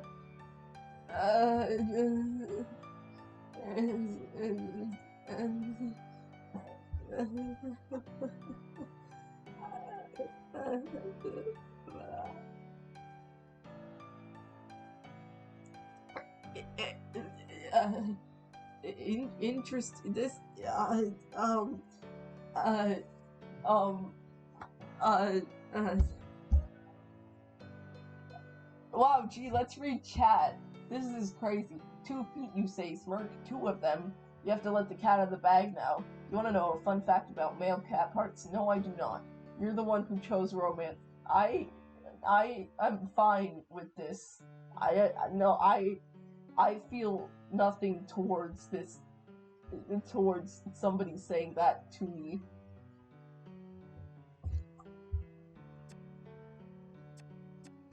Oh gee, who clicked that? Oh man, I misclicked. Oh, my bad. Oh, oops, wow. Oh man, oops, my bad. Wow, I wasn't expecting that, McMurphy. I haven't had so much fun, felt so free, or been so happy as the time I've spent with you. I don't think I would care to be without you either. You have my heart. To my surprise, McMurphy looks visibly relieved. Well, Kara, I look forward to many more adventures with you.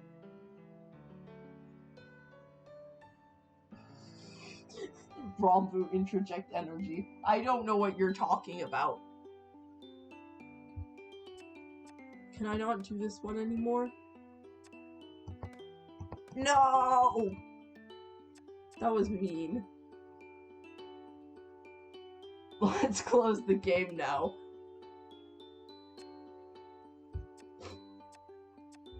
Leave me alone. What's this one? Today I'm off on a field trip with the professor. I can't wait to see what he's planning to show me. Organize a few samples. Nah, let's go with the professor.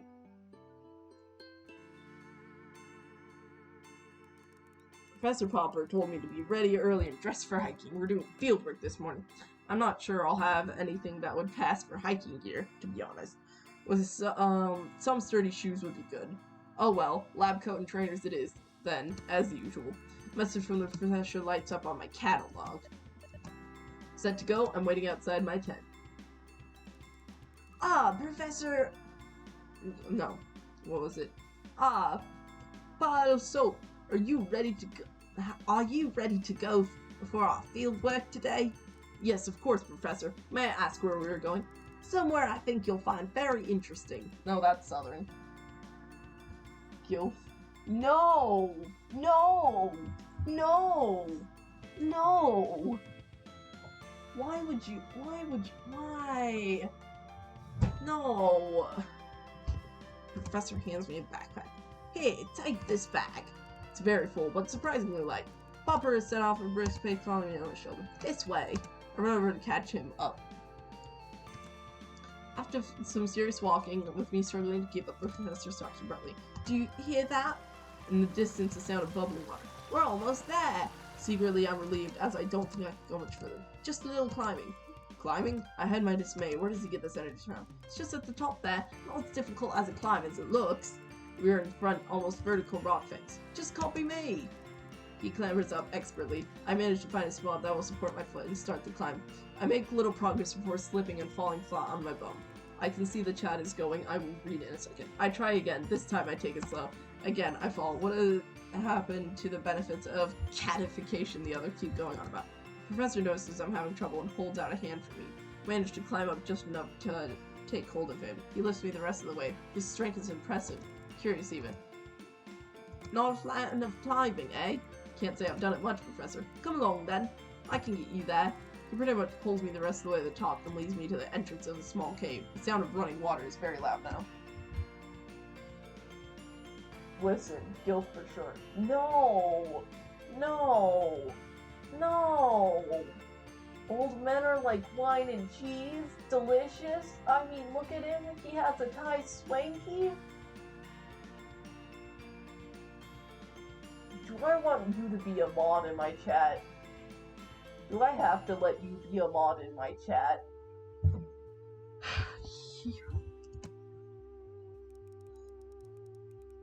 I instantly see why. A natural spring has cut its way around the rock and created a beautiful cascade of clear water. Looks delicious. I kneel down without thinking and began to drink it.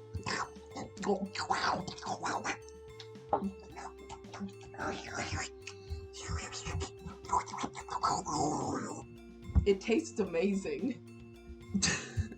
As I come up for breath, I see the professor looking at me with suspicion. You should know better. It's never wise under any circumstances to ingest something that is unproven, but here on this island, it would be prudent to exercise more caution than usual.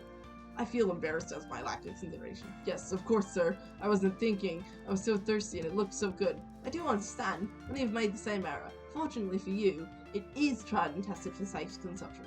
It's good, don't you think? My body suddenly feels re-energized, like I could climb any wall. It's incredible. I feel fantastic. What's in it? We don't know. That's why we're here. We need more samples. We've been studying this water for months now. We still know very little about it. Check your bag. I open my bag. It's full to the brim with empty plastic bottles. You need to fill all of these with water. We're gonna need as much as we can carry. I do as he says. By the time the bottles are filled, 10 to weight. Water is powerful. The professor has talked to his own. This should do. Let's get us back. We make our ways down the rock, and I have no problem keeping up with the professor. I feel like I could run all the way. Just like us when we're manic for real. No, demote Saw. They're not Saw. I'll make him. Can you stop flirting with the professor in front of me? Right in front of my video game. Anyways, however, as we get closer to home, I start to feel the effect wear off. My bag becomes unbearably heavy, and a final limp into camp is torture. I need to rest.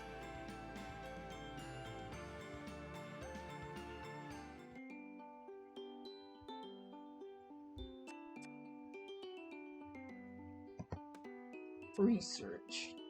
I can make him like. Oh. As soon as I finish my research, I'm done. Recon. Security guard. Diary. I feel like the diary is gonna have more valuable information. Bill Nye. The book may conversing against setting in my lap, blah blah. Log reads. I cannot read that. That I cannot read that. No, this hurts my head. No, that hurts my head. So they're shipwrecked on this island, blah blah blah. To put the book away, a small piece of paper falls into my lap. It must be a hint. A letter? I can't read that. I can't. That is not accessible. I cannot read that. What a sweet letter. I wonder what will become of Jim. Wish I could read that. That hurt my eyes just to look at. Let's finish reconning.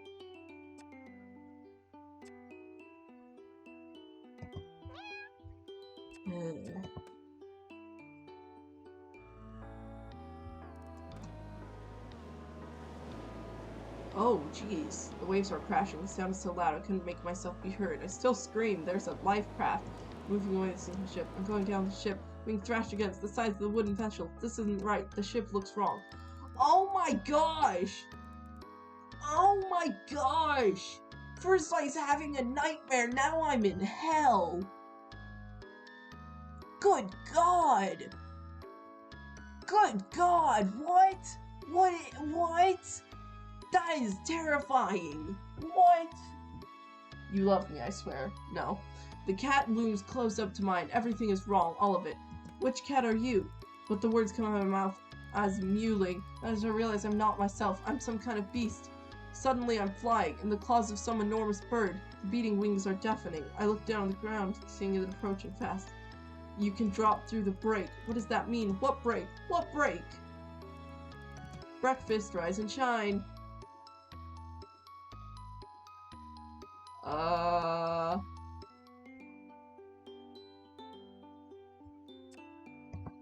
Anyways.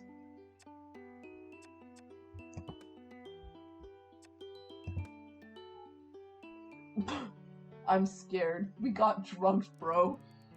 We may have. Disclaimer, Twitch. I am not actually doing drugs, as I am underage, and I would not be doing such things, as I love the TOS and I worship you, Twitch. Please don't block me, please. I am enjoying streaming. I love you so much, beauty girl. I've been staring at the back of his head for a long time now. Too long. Starting to feel creepy. Don't understand it. Security guard. Cute. Just reading a book to make sure nothing unauthorized. Wonder what he knows.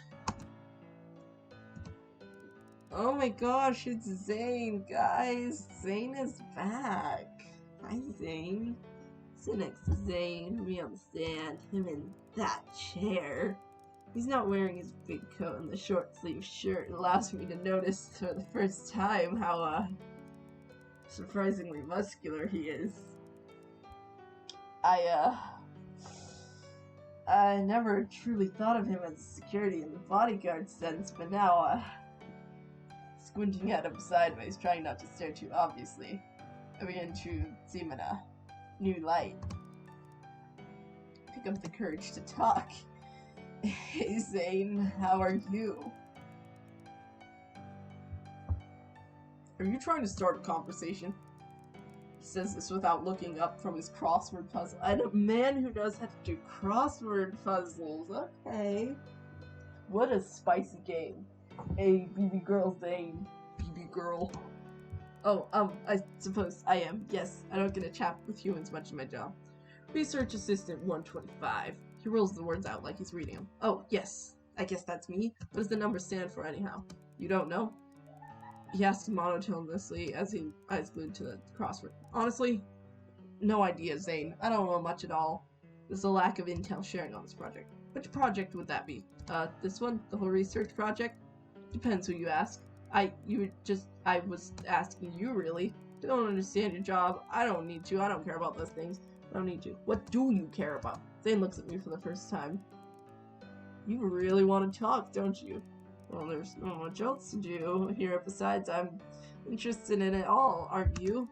My interest consists of what's for dinner and when next puzzle book's coming. When's it coming? You get it delivered? Comes with the mail. He's back to not looking at me again. The mail? You mean the parcels? And the letters? Yeah, the letters? Who'd go to the trouble of sending mail all the way out here when we have email? I laughed, but Zane looks very serious. It's safer sending mail the old-fashioned way. With email, there's viruses, hackers, worms, cyber-terrorists. Get the feeling he's not very tech-savvy. Yeah, but anyone can open and read a letter, right? Not if I'm around. And besides, who is to suspect that something important would be in a fragrant pink envelope? There's an awkward silence, of course. Being my usually socially inept self, I fill myself in. What? You didn't help with that crossword? I'm pretty good. I can even do cryptic puzzle in the Daily Inquirer. This line gains me a little kudos, but Zane simply ignores it. Zane, talk to me. You're so cute. Who said that? Did you guys hear that? Who said that? I decided to just come out and say what's on my mind. I mean, it can't make things more awkward than they already are. Zane, have you ever noticed anything strange going on here? Cat's behaving weird. Zane suddenly looks up, his eyes looking straight on mine, unwavering and hard. No, have you? Well, not exactly, but he's looking at me properly for the first time since we met. I've definitely captured his attention, but I'm never too nervous to follow through. I'm just being silly. Lack of human company gives me daft ideas. Such as? He's still staring at me, though he's trying to read my mind. Sometimes when I'm out tagging, I feel they're playing games on me, like children, hide and seek, that sort of thing. Some of those cats may be cleverer than any of them get credit for. Now it's my turn to be betrayed. In what way? They know when to stay out in the sun. You're going pink. The moment was on, if ever. Yeah, I'm pink because I'm sunburned, Zane. That's why. That's why. Yep, it's the sunburn. Besides, maybe Zane isn't the best person to talk to. Feeling unwanted and dejected, I head back to camp and brush the sun off me. It's a 5-letter word for solitude. Alone. Zane silently scribbles in his book as I leave. I don't have anything else to do but research at this point, and I'm a little upset about it.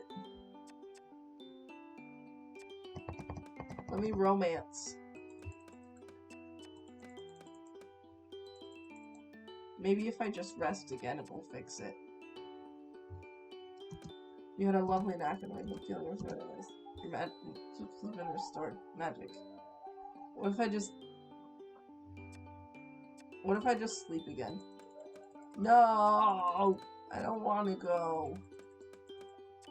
Fine. Yes. I'm ready. Here we go.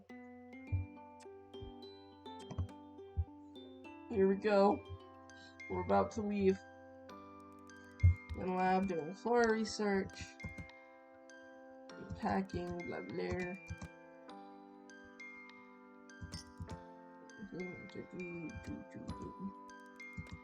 Pooch, stop that. You're not supposed to be in here. She laughed and then told the joke. It's a frightfully pretty flower. Never ceased to amaze me. How on earth would you know that? Blah blah blah. Marigolds, blah blah blah blah. I don't really care about her. Tell you everything in here. Snakes, I'm not going around.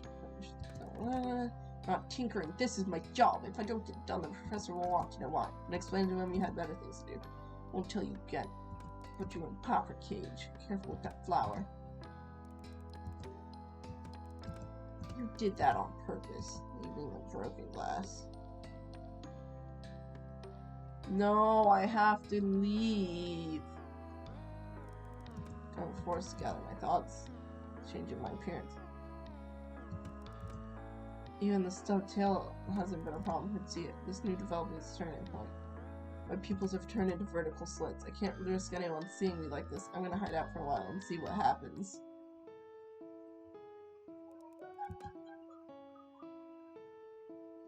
Oh, it's him. That's crazy. It's a beautiful night, and McMurphy and I are laying on the sand by the old shipwrecks, relaxed in a way that only cats can be. Remember back to when all the anxiety and stress I used to live with. Then it's hours fretting over the antidote research. It makes my fur stand up. I thought our lives depended on it. It was my love for McMurphy that finally got me to see senses. Why was I so desperate to make him the same as me? Hadn't I fallen for him the way he was? So I decided to turn it on his head and become like him. Let's track after day 30. We're laying under the stars. I couldn't help but smiling to myself when I remember how I used to think it was at night. Mac used to rib me for my whining. Now here is a snug as can be, counting the stars with a cat I love more than anything else in the world. See, the trouble is, Geta, you're still thinking like a scientist. What do you mean? So when you count the stars, you begin at one and assume you're going to keep chanting numbers until you've quantified the entire galaxy. He laughed until his eyes twinkled moisture. Oh yeah, go on then, Murph Device in me on a better way of counting. So if you ask me how many stars there are, I take an overall squint at the sky, judge how cloudy or clear it is, decide if there's going to be enough light to hunt. Not too much is the right amount for that, by the way. Or if there's too little light, snooze. Best one is bright, or enough to steal a kiss from your sweetheart. And judging by the sky tonight, he nuzzles into my fur, and I'm the happiest cat alive.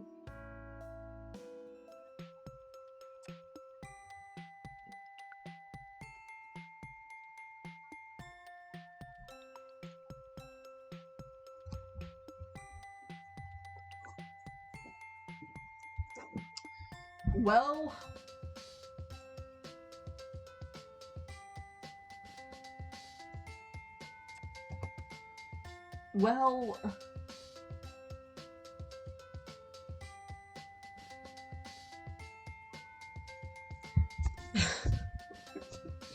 so, we've got to get on to homework actually, but, there is chapter 1 of Perfect Date.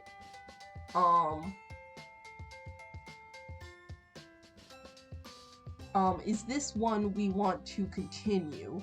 Is this series one we want to continue? Or, do we want to move on to the other dating sims that I have? Because I'm fine with either.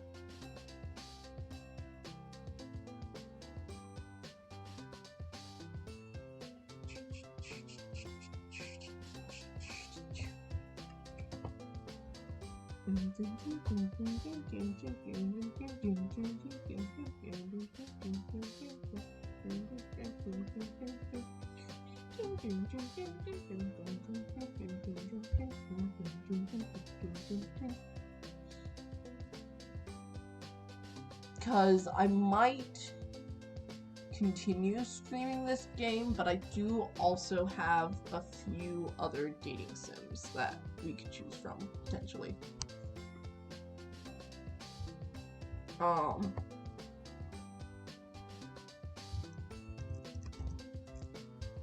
Let's see. The other ones being Colonel Sanders, Our Life Beginnings, or Monster Prom.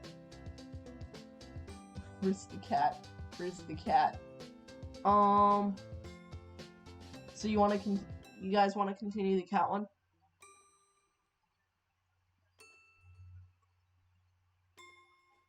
Is that what we're thinking?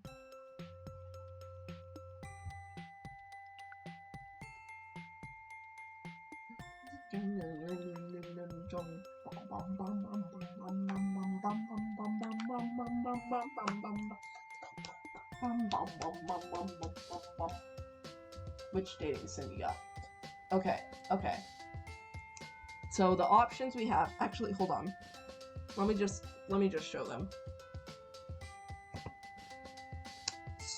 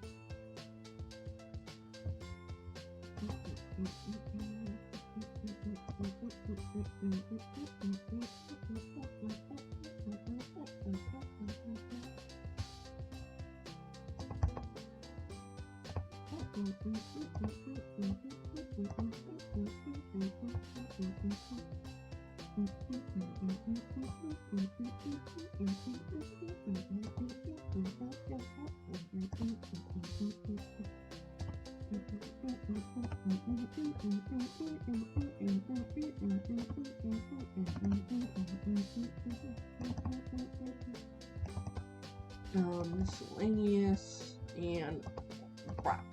Okay. Here we go. Okay.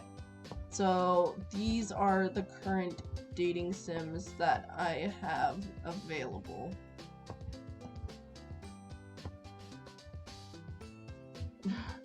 The Chicken Man. Do the Chicken Man. Chicken Man wins. Chicken Man, no foul play. That was pretty good. I'll give you that.